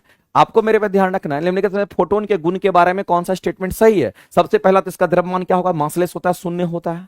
फोटोन बहुत ही हल्का, बहुत ही हल्का, बहुत ही हल्का, बहुत ही हल्का, छोटे छोटे एनर्जी के बंडल से मिलकर बना, मासलेस होता है। लेकिन इस फोटोन की जो स्पीड होगी स्पीड ऑफ लाइट के बराबर होगा, यानी निर्वात में प्रकाश की चाल से गति करता है, स्पीड ऑफ लाइट के बराबर होगा। और मेरे भाई इसकी जो एनर्जी होती है energy equal to h nu होगा। और संवेग की अगर हम बात करते हैं, ये संवेग हमारा इतना होगा, SC अपॉन में हम क्या कहेंगे, तो यहां पर लैम्डा होगा। H अपॉन में हमारा क्या होता है, यहां पर हमारा लैम्डा हो जाएगा। संवेग का मैंने का मतलब आप समझते हैं। संवेग की अगर हम बात करते हैं तो मेरे भाई संवेग हमारा होता है द्रव्यमान गुना वेग। संवेग हमारा क्या होगा कि यहां पर द्रव्यमान गुना वेग होता है। संवेग की अगर बात करते हैं तो ये द्रव्यमान energy equal to h nu. और यहां पर अगर डी ब्रोगली वेवलेंथ अगर निकालना होगा तो ये हमारा H अपॉन में m भी होता है, H अपॉन में m भी होगा। ये डी ब्रोगली वेवलेंथ है मेरे भाई। ये कौन सा है, तो यहां पर हमारा डी ब्रोगली वेवलेंथ है। ये डी ब्रोगली वेवलेंथ का ये फॉर्मूला है। वेवलेंथ मतलब तरंग दैर्घ्य, डी ब्रोगली वेवलेंथ का ये फॉर्मूला है। इसी को हम लोग H अपॉन में क्या कहेंगे, तो MVP होता है। तो यहां से मेरे भाई अगर हम P निकालेंगे तो लैम्डा इक्वल टू हमारा H बाय अगर P आ गया तो क्या यहां से हम निकाल नहीं सकते हैं, P बराबर हमारा H अपॉन में लैम्डा हो जाएगा। P बराबर H अपॉन में लैम्डा, H क्या, तो प्लैंक्स कांस्टेंट हमारा होगा। तो मेरे भाई इसका रिलेशन हमारा इसके साथ भी हमारा होता है, इस बात को ध्यान रखना। और दूसरी सबसे इंपॉर्टेंट बात तो यह है कि फोटोन विद्युतीय उदासीन होता है, इलेक्ट्रिकली न्यूट्रल होता है। ये तो सबसे इंपॉर्टेंट, सबसे ज्यादा इंपॉर्टेंट हमारा ये होगा, फोटोन इलेक्ट्रिकली न्यूट्रल होता है। ये कैसा होता है मेरे भाई, विद्युतीय उदासीन होता है। इलेक्ट्रिकली न्यूट्रल कहने का मतलब है इस पर कोई चार्ज नहीं होता है, ये विद्युतीय उदासीन होता है। ये तो सबसे पहले आपको पढ़ना चाहिए था, ये विद्युतीय उदासीन होता है, जो कि आपके एग्जाम में कई बार क्वेश्चन पूछता है। तो मेरे भाई हम लोगों ने क्या देखा, हम लोगों ने देखा कि अगर फोटोन किसको कहते हैं, तो ऊर्जा के छोटे छोटे बंडल को ही फोटोन कहते हैं। फोटोन कैसा होगा, तो विद्युतीय उदासीन होता है। फोटोन में कोई द्रव्यमान नहीं होता है। फोटोन की जो स्पीड होती है स्पीड ऑफ लाइट के बराबर होता है। और फोटोन के लिए जो एनर्जी का फॉर्मूला यूज करेंगे ये करेंगे, और फोटोन के लिए जो संवेग का फॉर्मूला यूज करेंगे H बाय लैम्डा यूज करेंगे। मेरे भाई ये सभी स्टेटमेंट सही है, 1 2 3 4 सभी स्टेटमेंट सही है। तो इस क्वेश्चन के अगर आंसर करेंगे तो उपयुक्त में से हमारा ये सॉरी डी करेंगे, राइट। 1 2 3 4 ऑप्शन में है ही, तो हम लोग यही आंसर करेंगे, सी के साथ ही जाएंगे। नेक्स्ट, अगला कह रहा है कि किसी चालक तार की लंबाई दोगुनी कर दीजिए, अनुप्रस्थ काट के क्षेत्रफल को आधा कर दीजिए, तो उसका प्रतिरोध कितना गुना हो जाएगा मेरे भाई। और पदार्थ को अपरिवर्तित रखना है मेरे भाई, पदार्थ की बात कर रहा है कि पदार्थ अगर अपरिवर्तित, इसका मीनिंग आप क्या समझ रहे हैं? ये पदार्थ अगर हमारा अपरिवर्तित है, आपको क्या फीलिंग आ रहा है इसका? अगर क्या कर रहा है ये, अगर पदार्थ हमारा अगर पदार्थ की अगर हम बात करते हैं, अगर ये पदार्थ हमारा कैसा कहेंगे इसको हम लोग, अपरिवर्तित होने की अगर बात करते हैं, पदार्थ कैसा है? अपरिवर्तित अगर हमारा है, पदार्थ अगर हमारा अपरिवर्तित है मेरे भाई, हम लोग जानते हैं पदार्थ अगर अपरिवर्तित है तो रो भी अपरिवर्तित होगी, क्योंकि जिसको रेसिस्टिविटी कहते हैं ये भी हमारा कांस्टेंट हो जाएगा। यानी कि अगर पदार्थ कांस्टेंट है तो रेसिस्टिविटी भी कांस्टेंट होगा, चूंकि रेसिस्टिविटी जिसको प्रतिरोधकता कहते हैं वो पदार्थ की प्रकृति पर निर्भर करता है मेरे भाई। कंडक्टर के लिए फॉर्मूला आपको पता होगा, आर इक्वल टू क्या होता है? रो इंटू एल अपॉन में ए होता है। अब इसमें से हमारा जो नहीं बदलेगा, हमारा ये नहीं बदलेगा। आपको ये ऐसे बोला है, लेकिन इसका मीनिंग ये होता है, क्योंकि हम लोग जानते हैं रेसिस्टिविटी की बात करते हैं, इसको रो से दिखाते हैं, वो पदार्थ की प्रकृति पर निर्भर करता है। अगर पदार्थ नहीं बदलेगा तो रो नहीं बदलेगा, प्रतिरोधकता नहीं बदलता है। अगर पदार्थ बदल गया तो रो बदल जाएगा, प्रतिरोधकता बदल जाएगा। सभी एक जैसे पदार्थ के लिए प्रतिरोधकता का मान क्या होगा? एक जैसा ही होता है। ये मान लेते हैं एक ही पदार्थ से बना हुआ है, इसको कितना भाग में काट दीजिए, उसकी प्रतिरोधकता वही रहेगी, उसका रो वही रहेगा। पदार्थ सेम है तो प्रतिरोधकता सेम होगा। अगर पदार्थ हमारा कांस्टेंट है तो प्रतिरोधकता का मान भी कांस्टेंट होगा, यानी रेसिस्टिविटी भी कांस्टेंट होगा। अब जो कांस्टेंट है उसको काट दिए तो हमारे पास जो रिलेशन मिलेगा वो क्या मिलेगा? तो हम लोग सीधा कहेंगे सर हमारे पास रिलेशन होगा रेजिस्टेंस समानुपाती लेंथ अपॉन में एरिया का हो जाएगा, इसका एरिया का समानुपाती हो जाएगा। अब अगर क्वेश्चन को सॉल्व करने के लिए जाएंगे तो अब हम लोग को यहां दिमाग लगाना है। कह रहा है कि लंबाई को कितना गुना करना है, तो लंबाई को 2 गुना करना है, यानी कि बाद की लंबाई पहले की लंबाई का कितना? तो 2 गुना। और क्षेत्रफल को आधा कर दीजिए, तो बाद का जो क्षेत्रफल होगा वो पहले के क्षेत्रफल का क्या कर देना? तो आधा कर देना है, a1/2 कर दीजिए। अब मेरे भाई क्वेश्चन को सॉल्व करना आसान है। अब क्वेश्चन को ऐसे ही क्वेश्चन को सॉल्व कीजिए, ज्यादा सही रहेगा। हम कहेंगे आर इक्वल टू हमारा क्या होगा? तो रो इंटू एल अपॉन में ए है मेरे भाई। दूसरी बात आपको ध्यान रखना, चूंकि एल और ए बदल रहा है तो आर बदल जाएगा, लेकिन मेरे भाई रो नहीं बदलेगा, रो तो वही रहेगा चूंकि रो कांस्टेंट है, लेकिन एल बदल गया। एल कितना हो गया? तो एल हमारा अब 2 गुना यानी कि 2l हो जाएगा। एरिया कह रहा है कि आधा, यानी कि हमारा आधा हो जाएगा। अब इसको रिलेशन को अगर निकालिएगा तो ये रो एल अपॉन में ए कर दीजिए, और बचा क्या? रो एल अपॉन में ए। 2 ऊपर जाएगा तो ये तो 4 हो जाएगा, 2 ऊपर जाएगा तो ये क्या होगा? ये ए हो गया, ऊपर में जाएगा तो ये 4 हो जाएगा, ये 4 हो जाएगा। इसका मतलब है मेरे भाई कि हम लोग यहां पर सीधा सीधा कह सकते हैं कि रो एल अपॉन में ए को ही तो क्या कहते हैं? इसी को तो आर कहते हैं। इसका मतलब कहीं ना कहीं एक रिलेशन मिल गया कि जो आर डैश हमारा बाद का जो प्रतिरोध होगा वो पहले के प्रतिरोध का कितना गुना हो गया? कहेंगे 4 गुना हो जाएगा। और सीधा आप इस क्वेश्चन का आंसर करोगे, यहां पर कौन सा? 4 गुना वाला आंसर करोगे। 4 गुना वाला आंसर आप सीधा करोगे, कोई दिक्कत नहीं है। ऑप्शन नंबर आपका क्या हो जाएगा? तो कहेंगे यहां पर सी करेक्ट हो जाएगा। दिमाग नहीं लगाना था, सीधा कहेंगे आर बराबर रो इंटू एल अपॉन में। ये चालक के लिए फॉर्मूला होता है ये रेजिस्टेंस का। हमारा ये नहीं पदार्थ अपरिवर्तित है, मतलब रो हमारा अपरिवर्तित है, क्योंकि रो 2 ही बात पर निर्भर करता है, पदार्थ की प्रकृति पर और तापमान पर। ध्यान रखिएगा।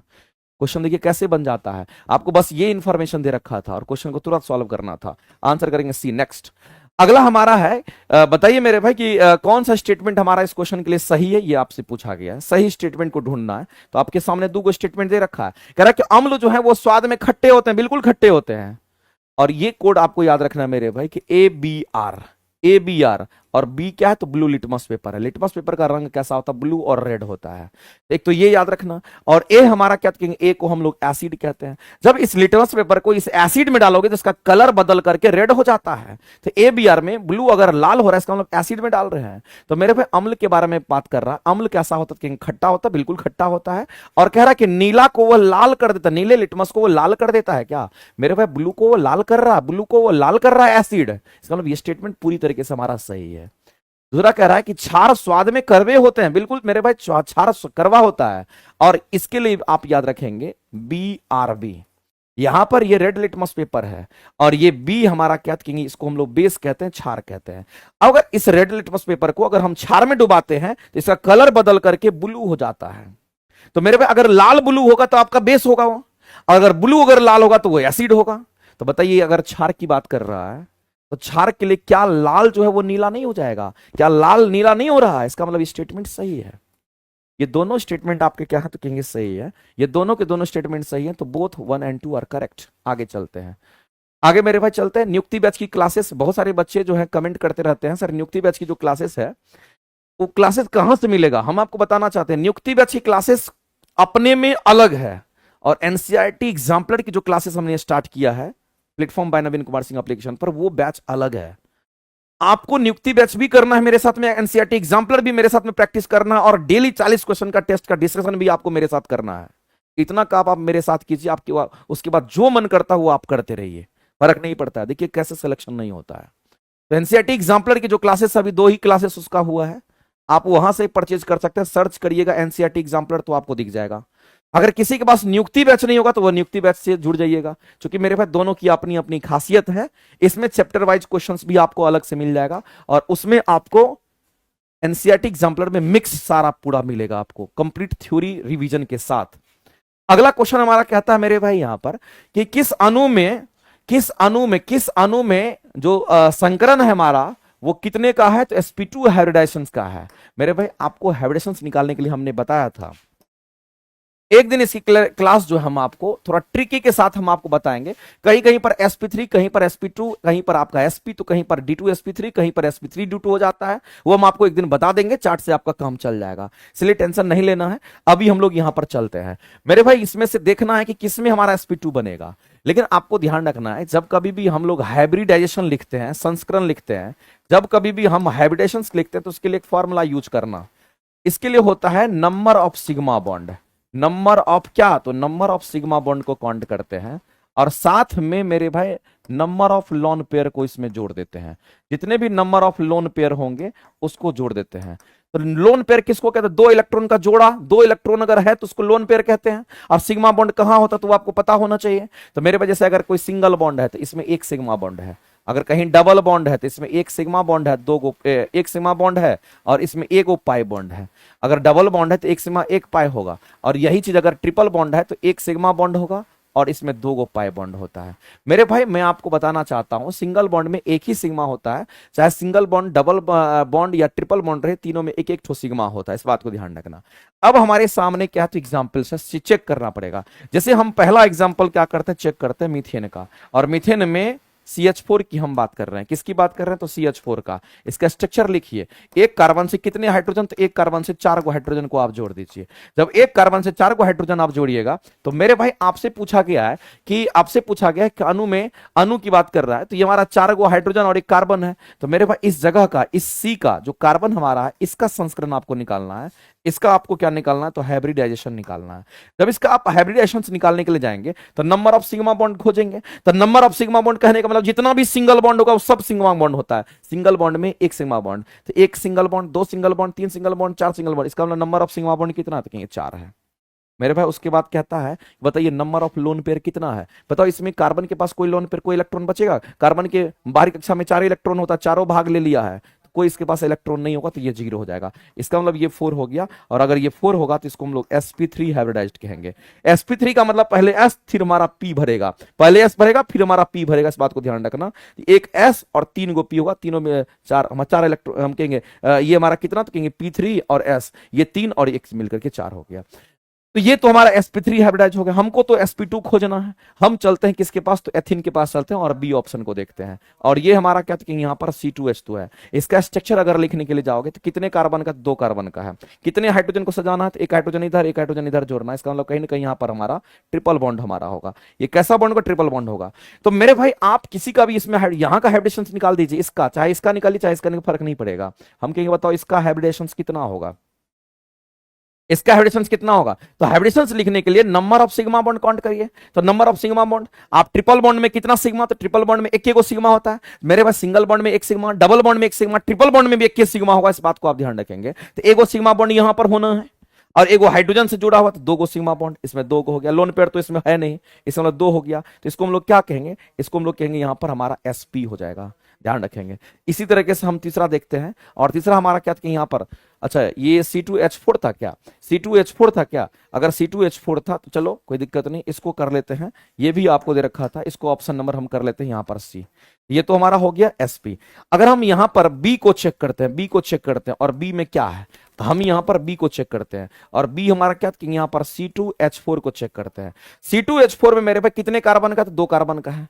ये 2 कार्बन का कितना हाइड्रोजन लगाना है? तो 4 को हाइड्रोजन, तो 2 हाइड्रोजन को यहां टिकाइएगा, 2 हाइड्रोजन को यहां टिका दीजिए, और जब 2 हाइड्रोजन यहां, तो इसका मतलब डबल बॉन्ड यहां पे हो जाएगा। अब क्या दिक्कत है मेरे पे, आप आसानी से निकाल, इसी को अगर लिखना चाहे कि इस कार्बन के साथ अगर हम देखेंगे, तो इस कार्बन के साथ अगर देखेंगे, और चलो इसको ऐसे सजा देते हैं, इसको ऐसे सजा देते हैं, यहां पर थोड़ा सा ऊपर करते हैं, थोड़ा लिखने में आसानी हो जाएगा। यहां पर हम बी ऑप्शन को चेक कर रहे थे, ये क्या है मेरे पे, तो C2H4 की हम बात कर रहे थे। अगर C2H4 को लिखेंगे तो ये हमारा 1 कार्बन, ये हमारा 2 कार्बन, और कितने हाइड्रोजन को जोड़ना है इसके साथ, तो कहेंगे 2 हाइड्रोजन को इधर जोड़ना है, तो 1 हाइड्रोजन इधर और 1 हाइड्रोजन इधर जोड़, 2 हाइड्रोजन, और 4 हाइड्रोजन लगाना, तो 1 हाइड्रोजन यहां, 1 हाइड्रोजन यहां। अब कार्बन की वैलेंसी 4 होती है, तो 4 को बॉन्ड होना चाहिए, तो यहां पर एक डबल बॉन्ड होगा, ये स्ट्रक्चर इसका हो जाएगा। अब मेरे भाई इसका हाइब्रिडेशन अगर लिखना है, आप इसका लिख दीजिए। अगर हाइब्रिडेशन अगर लिखने के लिए जाएंगे तो आप क्या करेंगे, आप कहेंगे sir number of sigma bond इसके, इसका देखेंगे, तो डबल बॉन्ड में एगो सिग्मा बॉन्ड और यहां 2 गो है, तो 2 1 कितना हो गया, 3। लोन पेयर तो है नहीं, इसका मतलब वो 0, इसका मतलब 3 अगर हो गया, ये 3 हो गया, तो इसको क्या लिखेंगे, इसको हम लोग sp2 हाइब्रिडाइज लिखेंगे। और मेरे भाई आपसे sp2 ही तो पूछा गया था, और sp2 अगर पूछा गया था, इसका मतलब इस क्वेश्चन का अगर आंसर करेंगे तो ऑप्शन नंबर sp2 हमारा किसका, तो बी ऑप्शन राइट हो जाएगा, ऑप्शन नंबर बी करेक्ट हो जाएगा। आगे चलते हैं, अगला क्वेश्चन हम लोग देखते हैं। धातु के संचारण की अगर बात करते हैं मेरे भाई, कोई भी धातु के संचारण मतलब धातु में जंग लगने की बात करते हैं, तो इस बात को आप ध्यान रखना, धातु का संचारण अगर लिखा हो, इसका मीनिंग आप क्या समझते हैं? धातु का संचारण मतलब धातु में जंग लगना, इसका मीनिंग यह हुआ कि धातु में जंग लगने की बात करते हैं, धातु में जंग लगने की हम बात करते हैं। मेरे पे धातु का संचारण, संचारण का मतलब जंग लगना होता है। धातु का संचारण मतलब क्या, धातु में जंग लगना। और जब भी धातु में जंग लगेगा ना, जब भी धातु में जंग लगेगा ना, तो धातु जैसे हमारा लोहा है, लोहा को बाहर निकाल के रख दीजिए, लोहा में ऑक्सीजन के साथ प्रतिक्रिया करेगा, लोहा का आयरन का ऑक्साइड्स बना देगा। इसका मतलब धातु में जब भी जंग लगेगा, जब भी संचारण होगा, तो किस प्रोसेस से लगेगा, तो इसको ऑक्सीकरण कहते हैं। इसको कैसा विधि कहते हैं, इसको हम लोग ऑक्सीकरण विधि कहते हैं। ये हमारा ऑक्सीकरण विधि द्वारा जंग लगता है, ऑक्सीकरण विधि द्वारा हमारा क्या होता है, यहां पर जंग लगता है। अब मेरे भाई जंग को अगर हटाना है, अगर जंग हटाने की अगर बात करेंगे तो क्या करेंगे, तो आपको ध्यान रखना है, जंग अगर हटाने की बात करेगा, जंग हटाने की अगर बात करें, जंग हटाने की अगर विधि की अगर बात करते हैं, तो जंग हटाने की विधि जो हमारी होती है उसको अवकरण कहते हैं, इसको अवकरण विधि कहते हैं, इस बात को ध्यान। और अवकरण विधि को हम लोग रिडक्शन कहते हैं। ये क्या होगा, तो इसको हम लोग यहां पर रिडक्शन कहते हैं, इस बात को, ये हमारा रिएक्शन होता है। और ये हमारा क्या कहेंगे, इसको हम लोग ऑक्सीडेशन कहते हैं, इसको हम लोग ऑक्सीडेशन कहते हैं। अगर मान लेते हैं, लोहा में जंग लग गया, तो लोहा में जंग लगा तो वो ऑक्सीडेशन का प्रोसेस है, उसको ऑक्सीकरण कहते हैं। ऑक्सीजन के साथ प्रतिक्रिया कर लिया, इसलिए ऑक्सीडेशन उसका हो गया। जब मेरे पे ऑक्सीजन का प्रतिक्रिया करेगा तो ऑक्सीडेशन अगर हो गया, तो जाहिर सी बात है जंग को अगर हटाना है, तो जाहिर सी बात उसका रिडक्शन करना पड़ेगा। तो आप रिडक्शन करके क्या करेंगे, उसके जंग को हटा सकते हैं, या फिर आप क्या करेंगे, लोहा के ऊपर में जिंक का लेप लगा देंगे। जब जिंक का लेप लगा देंगे तो उसमें जंग नहीं लगेगा। तो वो क्या है, ये तो जंग लगता किससे और हटता किससे, उसकी हम बात कर रहे थे। लेकिन अगर लोहा में अगर मान लेते हैं कि लोहा में जंग नहीं लगने देना है, तो आप क्या करेंगे, आप जिंक का लेप लगा देंगे, आप चारों तरफ गैल्वेनाइजेशन कर देंगे, गैल्वेनीकरण प्रक्रिया से आप क्या करेंगे, तो जिंक का लेप लगा देंगे और उसमें कभी जंग नहीं लगेगा। इस बात को ध्यान रखेंगे। तो इस तरीके से हम लोग यहां पर देखते हैं। अब मेरे भाई मामला यह है, आपसे क्वेश्चन में क्या पूछा, बोला गया है कि धातु के संचारण एक विद्युत रासायनिक अभिक्रिया है। जाहिर सी बात एक विद्युत रासायनिक अभिक्रिया है, इसलिए मान लेते हैं कि हमारे पास एग्जाम्पल है, उस एग्जाम्पल को देखिए। आप लाए मार्केट से खरीद करके लोहा, और लोहा का सिंबल हमारा Fe होता है, और हम लोग जानते हैं कि जो लोहा हमारा होता है, लोहा की अगर हम बात करते हैं, तो लोहा कभी भी मेरे पास ठंडे जल और गर्म जल के साथ प्रतिक्रिया नहीं करता है। लोहा जब भी करता तो वाष्प के साथ रिएक्शन करता है। तो ये लोहा क्या करेगा, तो वाष्प के साथ प्रतिक्रिया करेगा, क्योंकि हमारे वायुमंडल में जल वाष्प मौजूद है। इसके साथ धीरे धीरे प्रतिक्रिया करेगा और ये क्या बना लेगा, तो ये हमारा Fe2O3 का निर्माण करेगा, आयरन का ऑक्साइड बना लेगा, और इसी को कहते हैं ये हमारा आयरन ऑक्साइड्स। इसी को हम लोग क्या कहते हैं, आयरन ऑक्साइड्स। और अगर आयरन ऑक्साइड हो गया, इसका मतलब आयरन में जंग लग गया। इसका मतलब मेरे भाई लोहा में क्या लग गया, तो कहेंगे लोहा में जंग लग गया। इसका मतलब लोहा में जंग लग गया, ऑक्सीडेशन हो गया उसका। तो विद्युत रासायनिक अभिक्रिया है, ये कैसे विक्रिया? तो विद्युत रासायनिक अभिक्रिया इसमें धातु का क्या होता है? तो मेरे में धातु का ऑक्सीकरण होता है। धातु में जंग लग गया, धातु में जंग लग गया, धातु का ऑक्सीडेशन अगर हो गया, मतलब वो ऑक्सीकरण अभिक्रिया है, डायरेक्ट आप कह सकते हैं। ये अगर जंग अगर लग गया, इसका मतलब ऑक्सीकरण विधि द्वारा जंग लगता है, इस बात को आप ध्यान रखेंगे। तो धातु का संचारण, धातु का संचारण का मतलब होता है धातु में जंग लगना, तो ये तो हमारा हो गया। और दूसरी बात आपको ध्यान रखना मेरे भाई, कि जब कभी भी हमारा ऑक्सीजन के साथ प्रतिक्रिया करता है, अगर उसमें ऑक्सीजन चला जाता है तो उसको एनोड कहते हैं, उसको एनोड कहते हैं। और जिसमें ऑक्सीजन नहीं होगा, जो आयरन के ऑक्साइड्स बने हैं, ये एनोड की तरह काम करने लगेगा, और ये आयरन कैथोड की तरह हमारा काम करने लगता है। इस बात को आप ध्यान रखना, इसका मतलब ये भी सही होगा। दूसरी बात कहता है कि वायुमंडलीय ऑक्सीजन और नमी की उपस्थिति में तेजी से होता है। हमने आपको बोला हमारे वायुमंडल में क्या है? तो नमी है। हमारे वायुमंडल में क्या है? तो ऑक्सीजन की भी मात्रा है। इसके साथ रिएक्शन करेगा और यहां पर हो जाएगा। अब यहां पर बात आता है कि जब ऑक्सीकरण हो गया तो क्या अपचयन होगा? मेरे भाई अपचयन को हम लोग क्या कहते हैं पता है? अपचयन को हम लोग क्या कहते हैं? तो अपचयन जो हमारा होगा इसको अवकरण कहते हैं। अपचयन को हम लोग क्या कहते हैं? इसको अवकरण कहते हैं, अपकरण कहते हैं। इस बात को ध्यान रखना। और ऑक्सीकरण को क्या कहते हैं? इसको उपचयन के नाम से हम लोग जानते हैं। ये हमारा उपचयन होता है। तो जब हमारा उपचयन होगा तो अपचयन तो नहीं होगा, ये तो उल्टा होता है। अवकरण को अपचयन कहते हैं, और अवकरण क्या है? तो जंग हटाने की विधि है, ये तो नहीं होगा। ये सही है, ये सही है, ये सही है। 1 2 3 आपका सही होगा। जब 1 2 3 सही होगा तो बताइए इस क्वेश्चन का आंसर क्या करेंगे? तो मेरे भाई 1 2 3 आंसर करेंगे ऑप्शन नंबर ए। आगे चलते हैं। ब्यूटेनॉन चतुर कार्बन यौगिक जिसका प्रक्रियात्मक समूह हमारा क्या होगा, ये पूछा। ये तो बहुत सिंपल क्वेश्चन है। आपसे मेरे पास एक यहां पर नाम दे रखा, आईपीएससी नेम दे रखा, जिसको बोल दिया ब्यूटानोन की बात कर रहा है। हमने आपको बताया था, याद कीजिए अगर क्लास मेरा कर रहे होंगे थ्योरी वगैरह क्लासेस में, तो हमने आपको बताया था कि जिसके लास्ट में ONE लगा हुआ, इसका मतलब ये कीटोन ग्रुप का है। ये किसका है मेरे भाई? तो ये कीटोन ग्रुप का फंक्शनल, ये कीटोन का ये फंक्शनल ग्रुप है। इस बात को ध्यान रखना। कीटोन, ये कीटोन फैमिली का हमारा हो गया। मेरे भाई मैंने आपको बताया था, जब आईपीएससी नेम लिखते हैं, अगर लास्ट में OL लगा हुआ है तो मतलब अल्कोहल का है। अगर लास्ट में AL लगा हुआ है इसका मतलब एल्डिहाइड का है। और लास्ट में ONE लगा हुआ है इसका मतलब वो कीटोन का फंक्शनल ग्रुप को दिखाता है। तो ये तो सिंपल हो गया मेरे भाई। आपसे फंक्शनल ग्रुप पूछ रहा है, ONE लगा हुआ है तो आप कीटोन मारिए ना, आप सीधा कहेंगे सर कीटोन करेक्ट आंसर हो जाएगा। एल्डिहाइड के लिए AL होता है, इस बात को ध्यान रखना। अगला क्वेश्चन हमारा है कि डीएनए और आरएनए दोनों में पाए जाने वाला प्यूरिन क्षार हमारा कौन सा होता है? मेरे भाई हम सभी लोग जानते हैं, अगर हम डीएनए की अगर हम बात करते हैं, किसकी बात करते हैं? जो डीएनए हमारा होता है, इसमें क्या होगा? तो इसमें राइबोन्यूक्लिक एसिड तो हमारा होता है। इसमें क्या होगा? तो कहेंगे डीऑक्सी राइबोन्यूक्लिक एसिड होता है। डीऑक्सी राइबोन्यूक्लिक एसिड हमारा होता है। इसमें डीऑक्सी राइबोन्यूक्लिक एसिड हमारा होता है। साथ ही साथ मेरे भाई इसमें क्या होता है? डीऑक्सीराइबोन्यूक्लिक एसिड के साथ साथ हमारा नाइट्रोजीनियस बेस होता है। इसमें क्या होगा? तो इसी के अंदर नाइट्रोजीनियस बेस होता है, इस बात को ध्यान रखेंगे। और ये जो नाइट्रोजीनियस बेस हमारा होता है, यही नाइट्रोजीनियस बेस जो कि कचरा के रूप में होता है, अपशिष्ट पदार्थ के रूप में होता है, इसी में क्या होता है? इसी में हमारा एडेनिन होगा, थायमीन होगा, साइटोसिन होगा और ग्वानिन होगा। साइटोसिन होगा और ग्वानिन होगा। एडेनिन, थायमीन, साइटोसिन, ग्वानिन हमारा किसमें? तो डीएनए। ध्यान रखेंगे। दूसरी बात मेरे भाई, अगर हम आरएनए की अगर हम बात करते हैं, अगर हम आरएनए की बात करते हैं तो आपको ध्यान रखना, इसमें हम लोग कहते हैं राइबोन्यूक्लियस, इसमें डिऑक्सी राइबोन्यूक्लिक, इसमें हम कहते हैं राइबोन्यूक्लिक एसिड होता है।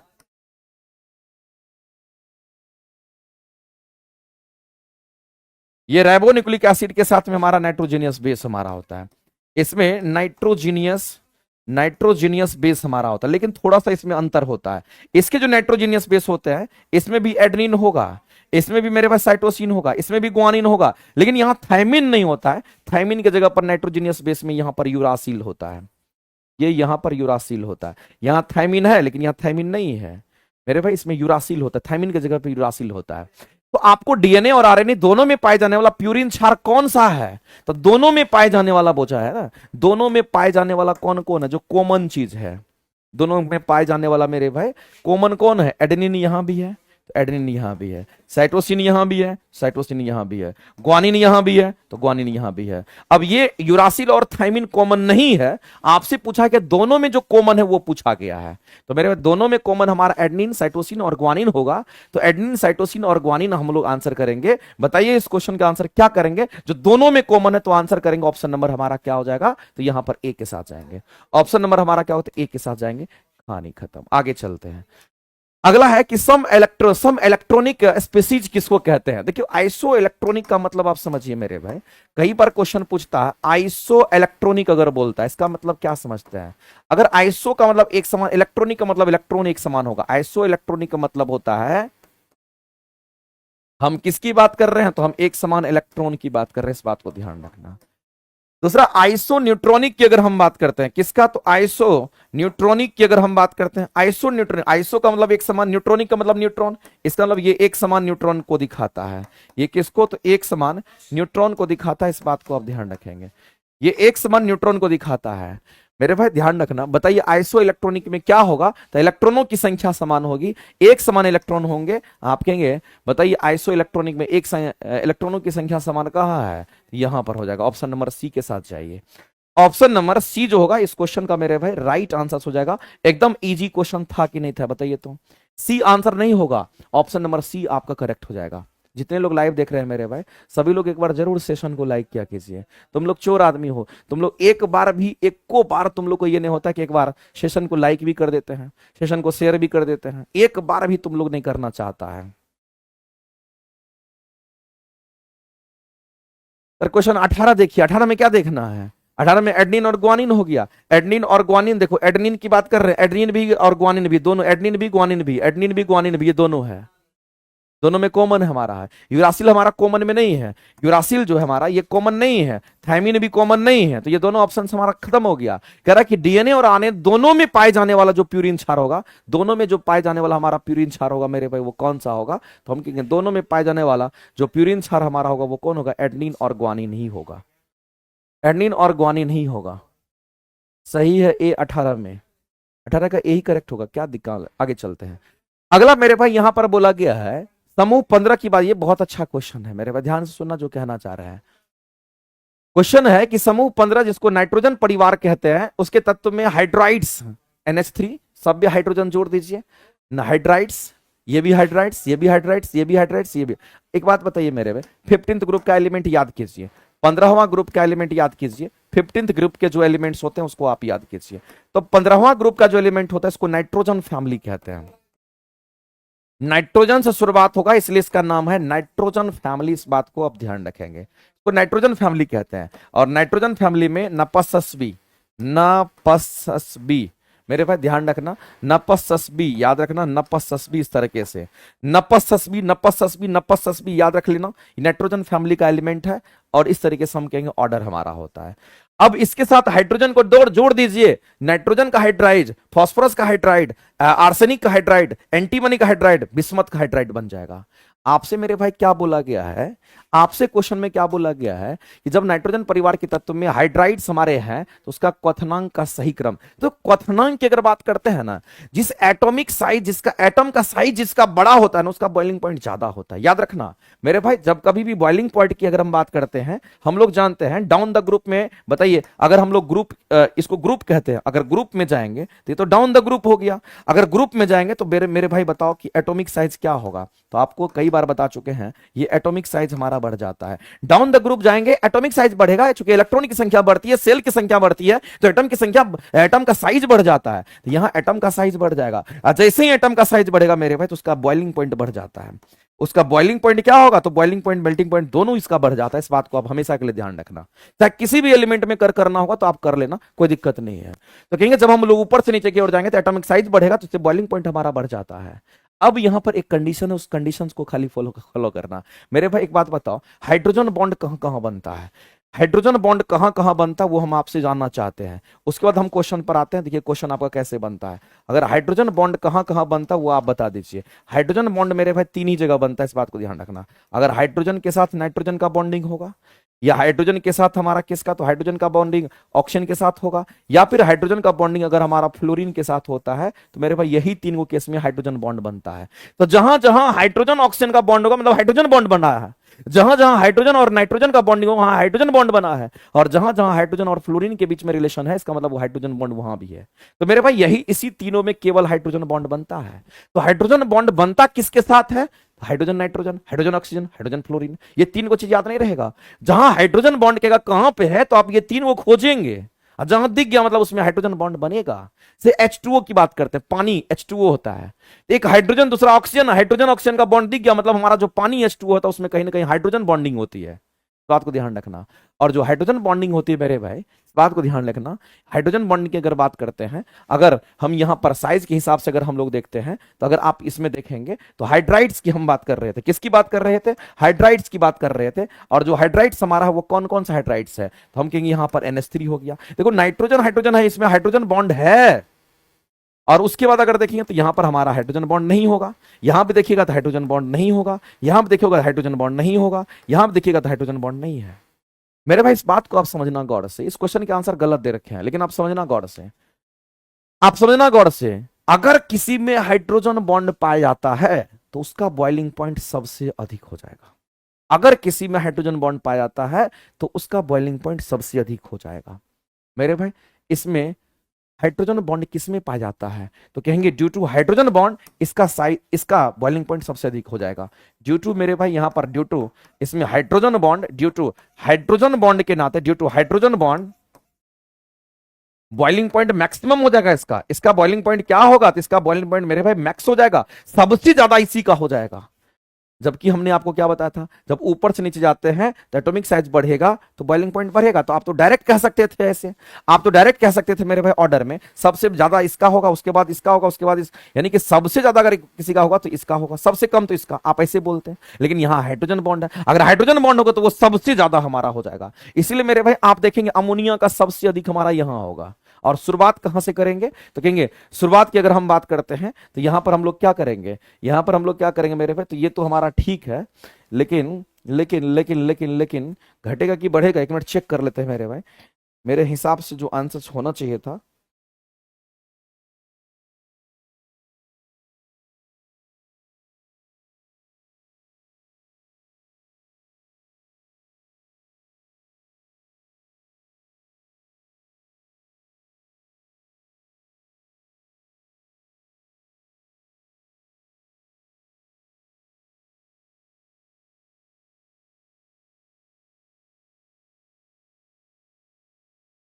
एक मिनट ऐसा करते हैं मेरे पास, हाइड्रोजन बॉन्ड की बात कर रहा है ना, इसको अभी रहने दीजिए, इसको चेक करेंगे, रीचेक करेंगे, इसके आंसर्स में थोड़ा वेरिफिकेशन करना है, ठीक है।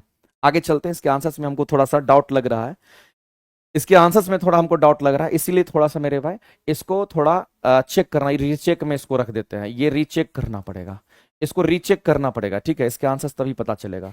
चलो इसको नेक्स्ट क्लास में हम इसको देखेंगे, नेक्स्ट क्वेश्चन देख लेते हैं तब तक। अगला क्वेश्चन हमारा क्या है मेरे भाई, तो अगला है आपके सामने में, संबंधित धातु है और उसको सुमेलित करना है, और आपको मेटल रिफाइनिंग प्रोसेस की बात कर रहा है, किसकी बात कर रहा है मेरे भाई, मेटल रिफाइनिंग प्रोसेस की बात कर रहा है। और मेटल रिफाइनिंग प्रोसेस हमारा क्या होता है, मेटल रिफाइनिंग प्रोसेस एक ऐसी प्रक्रिया होती है जिससे शुद्ध धातु को प्राप्त करते हैं, जिससे प्योर धातु को प्राप्त करने की जो विधि होती है उसको रिफाइनिंग प्रोसेस कहते हैं। मेरे भाई ध्यान रखना, अगर कहीं पर आपको कोई कहता है कि बताओ ये रिफाइनिंग प्रोसेस क्या होता है, तो आप सीधा कहना रिफाइनिंग प्रोसेस की अगर हम बात करते हैं तो प्योर धातु प्राप्त करने की जो विधि होती है, या प्योर धातु प्राप्त करने की जो विधि होती, प्योर धातु प्राप्त करने की जो विधि होती है उसी को कहते हैं, प्योर धातु प्राप्त करने की जो विधि होती है उसी को हम लोग कहते हैं। और रिफाइनिंग प्रोसेस हमारा जिस प्रिंसिपल पे काम करता है उसको कहते हैं इलेक्ट्रोलाइटिक प्रिंसिपल पे ये काम करता है, ये इलेक्ट्रोलिसिस के प्रिंसिपल पे काम करता है, ये इलेक्ट्रोलिसिस के सिद्धांत पे काम करता है, आपको बताया भी थे एक दिन क्लासेस में। अब हमारे सामने आता है किसका निष्कर्षण किसके साथ करेंगे, समय खिंचा गया क्या?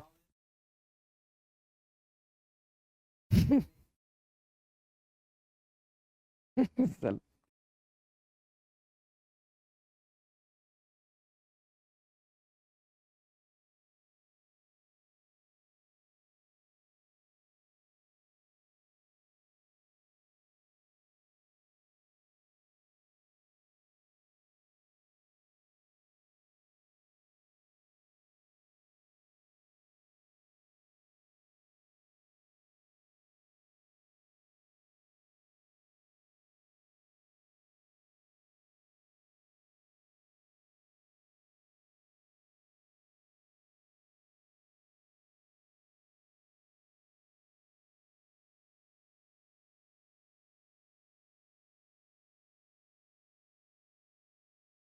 टाइटेनियम की हम बात करते हैं, और जिंक की हम बात जर्कोनियम की बात करते हैं। साथ ही साथ आपको ध्यान रखना हाफनियम की हम बात करते हैं, या फिर मेरे भाई ध्यान रखना कि हम सिलिकॉन की बात करते हैं। इसको प्यूरिफाई करने की जो विधि होती है इसको वेन आर्केल मेथड कहते हैं, इस बात को ध्यान रखेंगे। तो ए का तो हमारा 2 मैच कर रहा है, अगर ए का 2 मैच करेगा तो ए का 2 यहां भी, ए का 2 यहां भी, ए का 3 यहां, तो ये ऑप्शन खत्म हो गया। दूसरी बात हम लोगों ने किसके बारे में देखा, हमारा यहां पर वेनेडियम की, सॉरी वेन आर्केल मेथड की अगर बात करते हैं तो इससे हम लोग टाइटेनियम का दे रखा है कहीं पे, जर्कोनियम दे रखा है, जर्कोनियम टाइटेनियम का शोध करते हैं, इसमें बी का हमारा 3 होगा। तो अगर बी का 3 होगा तो इसके साथ ये मैच करा लीजिएगा।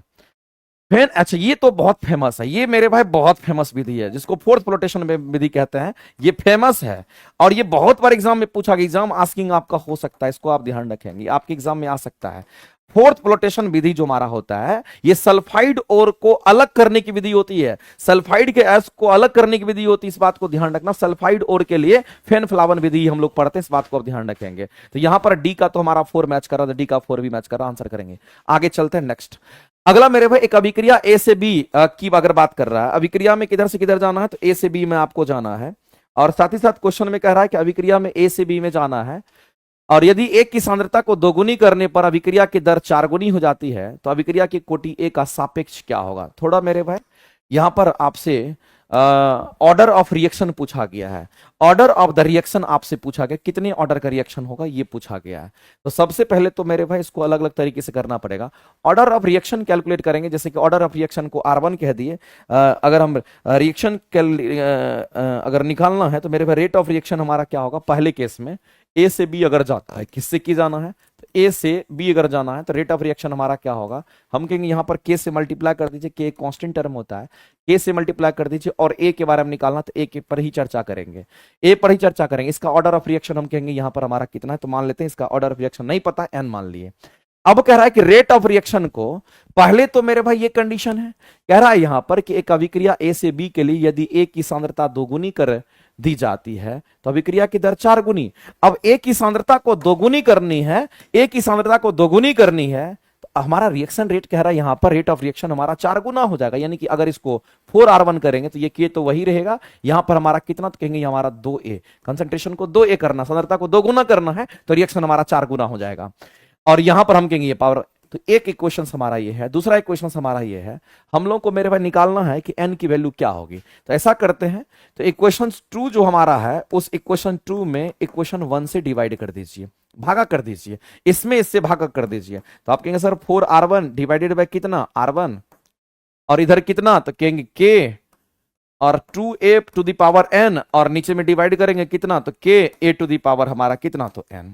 अब मेरे भाई समझना गौर से, के से के तो कट जाएगा, R1 से R1 कट जाएगा, तो यहां पर बचेगा 4, यहां पर क्या बचेगा, तो कहेंगे यहां पर अगर 2a लिखा हुआ तो 2 का पावर n है, और a का पावर भी n होगा, नीचे में हमारा a का पावर अगर n है तो a n से कट जाएगा। इसका मतलब मेरे भाई हम लोगों के सामने में 4 बराबर कितना हो जाएगा, तो कहेंगे 2 का पावर n होगा, और 4 को क्या लिखेंगे, तो 2 का स्क्वायर लिख सकते हैं, यहाँ 2 का पावर n हो जाएगा। अगर मेरे भाई इस तरीके से हमारा होगा तो हम लोग सीधा कह सकते हैं n बराबर 2 होगा, और n बराबर 2 हो गया तो ऑर्डर ऑफ रिएक्शन 2 का हो जाएगा, ऑर्डर ऑफ रिएक्शन हमारा क्या होता है, 2 का हो जाएगा। और मेरे भाई याद रखना, इस क्वेश्चन पर प्रैक्टिस कर लेना, इस क्वेश्चन पर तुम प्रैक्टिस कर लेना, ऐसा क्वेश्चन कभी भी देगा तुम बना सकते हो। नेक्स्ट, क्या होता है जब जिंक धातु की तनु सल्फ्यूरिक अम्ल से अभिक्रिया कराई जाती है तो क्या होता है, ये क्वेश्चन आपसे पूछा गया है। मेरे भाई जिंक का रिलेशन, जिंक का किसके साथ अभिक्रिया कराना है, सल्फ्यूरिक एसिड के साथ, H2SO4 के साथ कराना है। ये H2SO4 हम लोग जानते हैं कि किसी भी धातु का रिएक्शन अगर किसी अम्ल के साथ होता है तो उससे हाइड्रोजन गैस बाहर निकलता है, ये बात हम लोग जानते हैं। तो मेरे भाई हाइड्रोजन गैस तो बाहर निकलेगा ही लेंगे, लेकिन ये जिंक हमारा, जिंक जो होता है वो ज्यादा रिएक्टिव होता है किससे, तो हाइड्रोजन से। जिंक हमारा ज्यादा रिएक्टिव होगा किससे, तो हाइड्रोजन से, इसलिए जिंक हाइड्रोजन को धक्का मार के बाहर करेगा, ये जिंक इसको धक्का देगा, हाइड्रोजन गैस तुरंत बाहर निकलेगा, ये तुरंत बाहर निकलेगा। और वैसे भी कोई भी धातु, अगर किसी भी धातु का रिएक्शन एसिड के साथ होता है तो उससे हाइड्रोजन गैस बाहर निकलता है, जब हाइड्रोजन बाहर निकल गया तो जिंक जाके चिपक जाएगा और ये ZnSO4 का निर्माण कर लेगा, जिसको जिंक सल्फेट कहते हैं। तो मेरे भाई जिंक सल्फेट बना देगा, हाइड्रोजन गैस को निकाल देगा। कह रहा है कि यहां अभिक्रिया नहीं होगा, अभिक्रिया तो हो रहा है, एक ज्यादा रिएक्टिव है एक कम रिएक्टिव है, तो अभिक्रिया तो हो ही जाएगा, यहां से ऑक्सीजन गैस नहीं निकलेगा। आंसर करेंगे पहला और दूसरा सही है, पहला दूसरा सही आंसर करेंगे, बी करेक्ट हो जाएगा। नेक्स्ट, आगे मेरे भाई चलते हैं और अगला क्वेश्चन देखते हैं, निम्नलिखित में से कौन सा डाइसैकेराइड हमारा नहीं है, इसका मतलब कौन सा मोनोसैकेराइड है, कौन सा इसमें से कौन सा डाइसैकेराइड हमारा नहीं है, क्वेश्चन पूछा गया है। कौन सा डायसैकेराइड नहीं है? बताइए इसमें से कौन सा डायसैकेराइड नहीं है? तो आपको पता होना चाहिए। अगर हम मोनोसैकेराइड्स की हम बात करते हैं, अगर हम मोनोसैकेराइड की अगर हम बात करते हैं, ये मोनोसैकेराइड हमारा कौन सा होगा? तो आपको ध्यान रखना मेरे भाई, जब मोनोसैकेराइड की हम बात करते हैं तो इसमें ग्लूकोज आता है। इसमें क्या कहते हैं, इसके अंदर हमारा ग्लूकोज आता है, इसी में हमारा फ्रक्टोज आता है। ग्लूकोज हो गया, इसी में हम कहेंगे फ्रक्टोज आता है, और इसी में याद रखना मेरे भाई कि गैलेक्टोज आता है। ये सब हमारा होता है, ये मोनोसैकेराइड है। और डायसैकेराइड की अगर हम बात करते हैं, अगर डायसैकेराइड की हम बात करते हैं, इसमें हमारा सुक्रोज वगैरह आता है। इसमें हमारा क्या होगा कि यहाँ पर सुक्रोज होगा, इसी में क्या आएगा मेरे पास, तो हम कहेंगे माल्टोज आता है। सुक्रोज हो गया, इसी में माल्टोज हो गया, साथ ही साथ इसी में हमारा लैक्टोज होता है। इस बात को ध्यान रखना। आपसे कह रहा है कौन सा डायसैकेराइड नहीं है, कौन सा डायसैकेराइड नहीं है, तो कौन सा सुक्रोज माल्टोज लैक्टोज नहीं है, कौन सा सुक्रोज माल्टोज लैक्टोज नहीं है? इनमें से कोई नहीं, कोई डायसैकेराइड मेरे भाई यहां पर नहीं है। इसमें सब डायसैकेराइड है, ये डायसैकेराइड है, ये भी डायसैकेराइड है, ये भी डायसैकेराइड है। देखो ये डायसैकेराइड का एग्जांपल लिखा हुआ है। डायसैकेराइड कैसे बनता है? दो मोनोसैकेराइड के मिलने से डायसैकेराइड बनता है। अगला मेरे भाई आपको बताना है कि जो एथेन है, C2H6 कह रहा है कि बताइए इसमें कितना हमारा कोवलेंट बॉन्ड बनता है। तो मेरे भाई एक बात बताइए, हमने आपको बताया है कई बार कि कोवलेंट बॉन्ड हम कैसे पता लगाते हैं। तो कोवलेंट बॉन्ड जब भी बनेगा तो अधातु अधातु के बीच बनता है। अधातु और अधातु के बीच बनता है, इस बात को आप हमेशा याद रखिएगा। अधातु अधातु के ये बीच हमारा कोवलेंट बॉन्ड का निर्माण होता है। हमारे पास स्ट्रक्चर दे रखा है 2 कार्बन का, और हाइड्रोजन को 3 को हाइड्रोजन जोड़ना, एक हाइड्रोजन इधर एक हाइड्रोजन इधर, इसमें 3 को हाइड्रोजन को जोड़ना, एक हाइड्रोजन 2 हाइड्रोजन 3 हाइड्रोजन, एक हाइड्रोजन 2 हाइड्रोजन 3 हाइड्रोजन, 6 हाइड्रोजन हो गया, 2 कार्बन 6 हाइड्रोजन, यही हमारा बनेगा स्ट्रक्चर। C2H6 का यही स्ट्रक्चर बनेगा हमारा। अब आपसे कह रहा है कि कोवलेंट बॉन्ड कितने होंगे, तो कोवलेंट बॉन्ड कितने होंगे तो हम देखेंगे अधातु अधातु कहां है, तो हाइड्रोजन भी अधातु कार्बन भी अधातु, हाइड्रोजन भी अधातु कार्बन भी अधातु, हाइड्रोजन भी अधातु कार्बन भी अधातु। इसका मतलब मेरे भाई सब इसमें अधातु अधातु के बीच में ही बॉन्डिंग है। तो जब अधातु अधातु के बीच में बॉन्डिंग है, तो एक बॉन्ड यहां, एक बॉन्ड यहां, एक बॉन्ड यहां, तो एक बॉन्ड यहां, 3 बॉन्ड तो हमारा ऐसे ही हो गया। ये 3 गो हो गया। कार्बन कार्बन भी अधातु है, तो ये चौथा बॉन्ड, ये 5वां बॉन्ड, ये 6ठा बॉन्ड, ये 7वां बॉन्ड। इसमें सब तो मेरे भाई अधातु ही है। और आप कहेंगे इसमें कितने, तो 7 को हमारे यहां पर क्या है, तो कोवलेंट बॉन्ड बने हैं। और कोवलेंट बॉन्ड मेरे भाई सिंगल भी होता है, डबल भी होता है, ट्रिपल भी होता है। आपको पता रखना। आगे चलते हैं। अगला कहता है कि मिलान करना, और आपको बताना है जब जाइलम की बात करता है, जल में घुले हुए खनिज लवण का संवहन कौन करेगा, तो कहेंगे जाइलम करेगा। इसका मतलब मेरे भाई मिलान कर दीजिए, ये तो आसान है, कई बार आप पढ़ चुके हैं। इसका बी के साथ मिला दीजिए। फ्लोएम क्या करेगा, तो आफ्टर फोटोसिंथेसिस, फोटोसिंथेसिस के बाद जो भोजन बनता है उसका परिवहन करता है। इसका मतलब इसका मिलान ए के साथ कर दीजिए। तो 4 का ए 3 का यहां पर बी, 4 का ए 3 का बी, 4 का ए 3 का बी, 4 का ए 3 का बी, 4 का ए 3 का बी, 4 का ए 3 का बी, 4 का ए 3 का बी यहां दिख रहा है। मेरे भाई यही आंसर करेंगे। आगे मिलान कर लीजिएगा, और तो ये सब कई बार पढ़ा चुके हैं। आगे चलते हैं, नेक्स्ट क्वेश्चन पे बढ़ते हैं। यूकैरियोटिक कोशिका में राइबोसोमल आरएनए का संश्लेषण मुख्यतः कहां होता है, ये क्वेश्चन आपसे पूछा गया है। तो मेरे भाई इस बात को ध्यान रखना, जिसको हम लोग आरएनए कहते हैं, क्योंकि आरएनए 3 प्रकार का होता है। आरएनए कितने प्रकार का होगा, तो एक हमारा होता है यहां पर mRNA, दूसरा हमारा होता है क्या,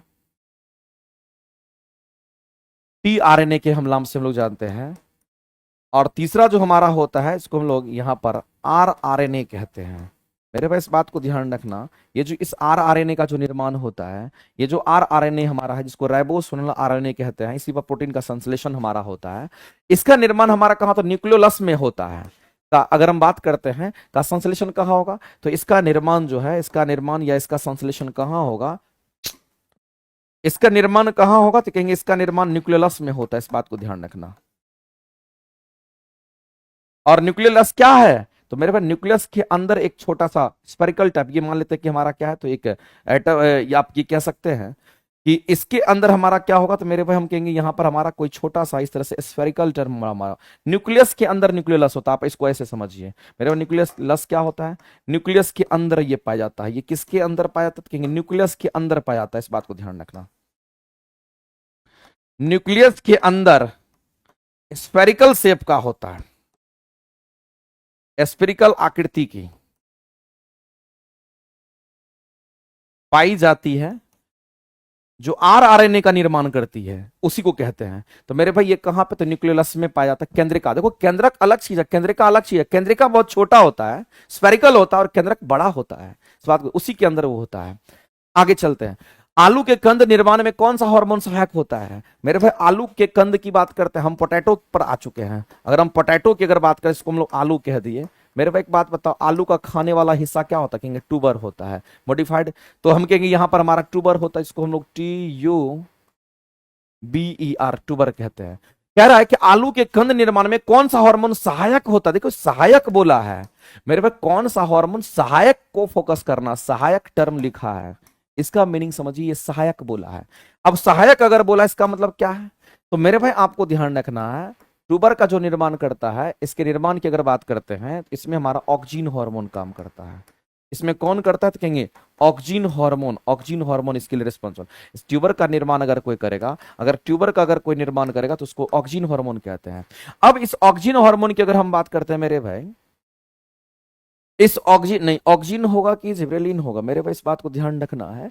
यहां पर हम किस पोटैटो की बात कर रहे हैं ना, तो मुख्य रूप से ऑक्सीजन होगा। अच्छा, ये चीज आपको ध्यान रखना है। तो मेरे भाई इसको ऐसे समझिए, इसको ज्यादा ऐसे समझिए। अगर हम बात करते हैं किसके, तो ऑक्सीजन की बात करते हैं, तो ये मुख्य रूप से यही निर्माण करता है। ये मुख्य रूप से अगर देखेंगे तो ऑक्सीजन का निर्माण, ऑक्सीजन ही हमारा ट्यूबर का निर्माण करता है। लेकिन अगर सहायक रूप से अगर देखना चाहते हैं, अगर सहायक रूप से अगर देखना चाहते हैं सहायक कौन सा होगा, तो मेरे फिर तब हम लोग जिब्रेलिन के साथ जाते हैं। और जिब्रेलिन को हम लोग GA बोलते हैं। ऑक्सीजन जो हमारा होता है ये भी दो तरह का होता है, नेचुरल होता है और आर्टिफिशियल होता है, ध्यान रखेंगे। नेचुरल और आर्टिफिशियल हमारा होता है ये हमारा, और नेचुरल को बोलते हैं इंडोल एसिटिक एसिड, इस बात को। और नेचुरल जो आर्टिफिशियल होता है उसको हम लोग कहते हैं नेफ्थलिन, क्या कहते हैं, एसिटिक एसिड के नाम से जानते हैं। तो यहां पर सहायक आपसे पूछा गया है, तो सहायक के तौर पर अगर देखेंगे तो सहायक तो जिब्रेलिन हो जाएगा। तब इस क्वेश्चन का आंसर हम लोग ये करेंगे। ABA क्या है मेरे भाई? तो ABA हमारा एब्सिसिक एसिड है। ये क्या है? तो कहेंगे ये हमारा एब्सिसिक एसिड होता है। नाम से लग रहा है कि कोई एसिड है, लेकिन ये प्लांट हार्मोन है।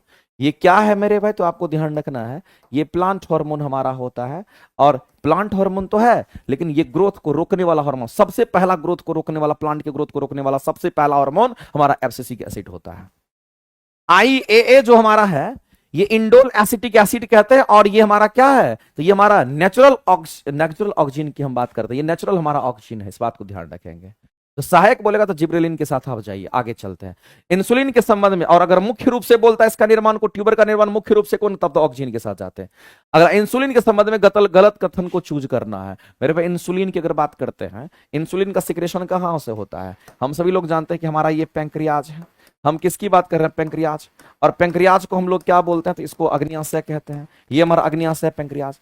इसी पैंक्रियाज में होता है बीटा सेल, इसी पैंक्रियाज में बीटा सेल, और बीटा सेल से मेरे में किसका सिक्रेशन होगा? तो इंसुलिन हार्मोन का सिक्रेशन होगा। इससे इंसुलिन हार्मोन का सिक्रेशन होता है। और यही इंसुलिन हार्मोन क्या करता है? ब्लड ग्लूकोज लेवल को कंट्रोल करता है। जो ब्लड ग्लूकोज लेवल हमारा होता है उसको कंट्रोल करने का काम कौन करता है? ब्लड ग्लूकोज लेवल को कौन कंट्रोल करता है? तो कहेंगे यही करता है। हमारे ब्लड में ग्लूकोज लेवल को कंट्रोल करने के लिए इंसुलिन हार्मोन ही होता है। मेरे पास बात को ध्यान रखना है। कह रहा है क्वेश्चन में गलत कथन को चूज करना है। ये कह रहा है कि रुधिर में शर्करा के स्तर को कंट्रोल नहीं करता, हम कहते करता, ये कहता कि नहीं करता, इसका मतलब ये गलत हो गया, ये स्टेटमेंट गलत हो गया, और गलत ही ढूंढना था, ये आंसर हो जाएगा। यह अग्न्याशय से उत्पन्न होता है, पैंक्रियाज से होता है।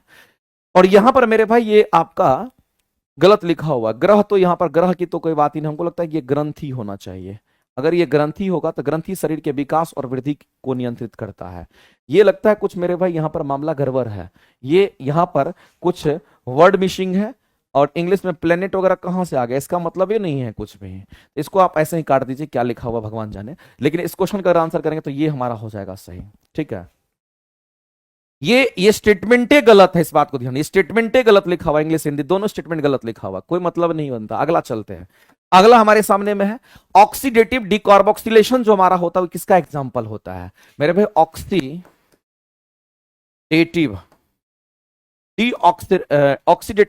डिकार्बोक्सिलेशन के नाम से अगर हम लोग जानते हैं, डिकार्बोक्सिलेशन की अगर हम बात करते हैं, ऑक्सीडेटिव डिकार्बोक्सिलेशन जो प्रोसेस होता है, जो विधि होता है, अगर हम इसकी बात करते हैं तो ये कहां देखने को मिलता है, तो डीऑक्सी कार्बोलिक एसिड जो हमारा होता है ये माइटोकॉन्ड्रिया में होता है। और इसका मेन काम क्या होता है मेरे पे, पायरुविक एसिड को ये क्या करता है, तो पायरुविक एसिड को ये एसिटाइल CuA में रूपांतरण करता है। इसका काम होता है, ये क्रियाएं जो होती है डीऑक्सीटिव डिकार्बोलेशन की क्रिया जो होती है, ये क्रिया कहाँ होती है, इसकी क्रिया मेरे भाई माइटोकॉन्ड्रिया में होती है। कहां पे होगी, इसी क्रिया माइटोकॉन्ड्रिया में होती है, इस बात को आप ध्यान रखना। और होता क्या है, तो ये रूपांतरण होता है किसका किसमें, तो आपको ध्यान रखना है पायरुवेट, पायरुवेट का रूपांतरण किसमें हो जाता है, तो आपको ध्यान रखना मेरे भाई एसिटाइल, एसिटाइल CO कोआ, कोआ एसिटाइल कोआ में हमारा हो जाता है, पायरुवेट का एसिटाइल कोआ में हो जाता है, इस बात को आप ध्यान रखेंगे। ठीक है, इसमें रूपांतरण हमारा हो जाता है। इस क्वेश्चन का आंसर करेंगे ऑप्शन नंबर बी। आगे चलते हैं, अगला है कौन सा हार्मोन अंडाशय में ग्रेफियन फॉलिकल, ओवरी के ग्रेफियन फॉलिकल की वृद्धि और परिपक्वन को प्रेरित करता है और एस्ट्रोजन के स्राव को उत्तेजित करता है। मेरे भाई फीमेल की अगर हम बात करते हैं, हम किसकी बात कर रहे हैं, हम यहां पर फीमेल की बात करते हैं। यदि हम यहां पर फीमेल की बात करते हैं तो फीमेल की ओवरी पर चलते हैं, और फीमेल की जो ओवरी होती है इसको हम लोग यहां पर अंडाशय कहते हैं। फीमेल की ओवरी जो है इसको हम लोग अंडाशय कहते हैं। इसी में होता है ग्रेफियन फॉलिकल्स, इसी में क्या होता है कहेंगे यहां पर ग्रेफियन फॉलिकल होता है। और ये जो ग्रेफियन फॉलिकल हमारा होता है, इसी ग्रेफियन फॉलिकल से मेरे पे ध्यान रखना क्या सिक्रेट करता है, इसी एस्ट्रोजन हार्मोन का सिक्रेशन होता है। इसी से एस्ट्रोजन हार्मोन का सिक्रेशन होगा। इसी से किसका, तो कहेंगे इसी से मेरे भाई प्रोजेस्टेरोन हार्मोन का भी सिक्रेशन होता है। इसी से फीमेल सेक्स हार्मोन जिसको प्रोजेस्टेरोन हार्मोन कहते हैं, इसका भी सिक्रेशन होता है। और इसी से आपको ध्यान रखना है रिलैक्सिन हार्मोन का भी सिक्रेशन होता है। इसी से रिलैक्सिन हार्मोन का भी सिक्रेशन होता है, इस बात को ध्यान, रिलैक्सिन हार्मोन का भी सिक्रेशन होता है। तो मेरे भाई इन सब का सिक्रेशन इसी से हमारा ग्रेफियन फॉलिकल से होता है, इस बात को ध्यान रखना। अब कहता है कि कौन सा हार्मोन जो है, कौन सा हार्मोन हमारा ग्रेफियन फॉलिकल की वृद्धि और परिपक्वन को प्रेरित करता है, बताइए कौन सा होगा मेरे भाई। तो हम लोग यहां पर कहेंगे वो कौन करेगा, तो फॉलिकल स्टिमुलेटिंग हार्मोन करता है। कौन करता है, तो फॉलिकल स्टिमुलेटिंग हार्मोन, ये स्टिमुलेट कर देता है फॉलिकल हार्मोन, यहां पर फॉलिकल स्टिमुलेटिंग हार्मोन कहेंगे। और ये फॉलिकल स्टिमुलेटिंग हार्मोन जो हमारा होता है ये पीयूष ग्रंथि सिक्रेट करता है। ये कहां सिक्रेट करता कहेंगे, हमारा जो पीयूष ग्रंथि होता है उसको सबसे छोटी ग्रंथि कहते हैं, वो हमारा वहां सिक्रेट करता है। ये पीयूष ग्रंथि से, ये पीयूष ग्रंथि से हमारा सिक्रेट करता है। और ये क्या करता है मेरे भाई, FSH जिसको फॉलिकल स्टिमुलेटिंग हार्मोन कहते हैं, ये क्या करता है, तो ये आपको ध्यान है ग्रेफियन फॉलिकल की जो वृद्धि और परिपक्वन को प्रेरित करता है, और साथ साथ एस्ट्रोजन के स्राव को भी उत्तेजित करता है, इस बात को ध्यान रखना। इस क्वेश्चन का आंसर हम लोग यही कहेंगे।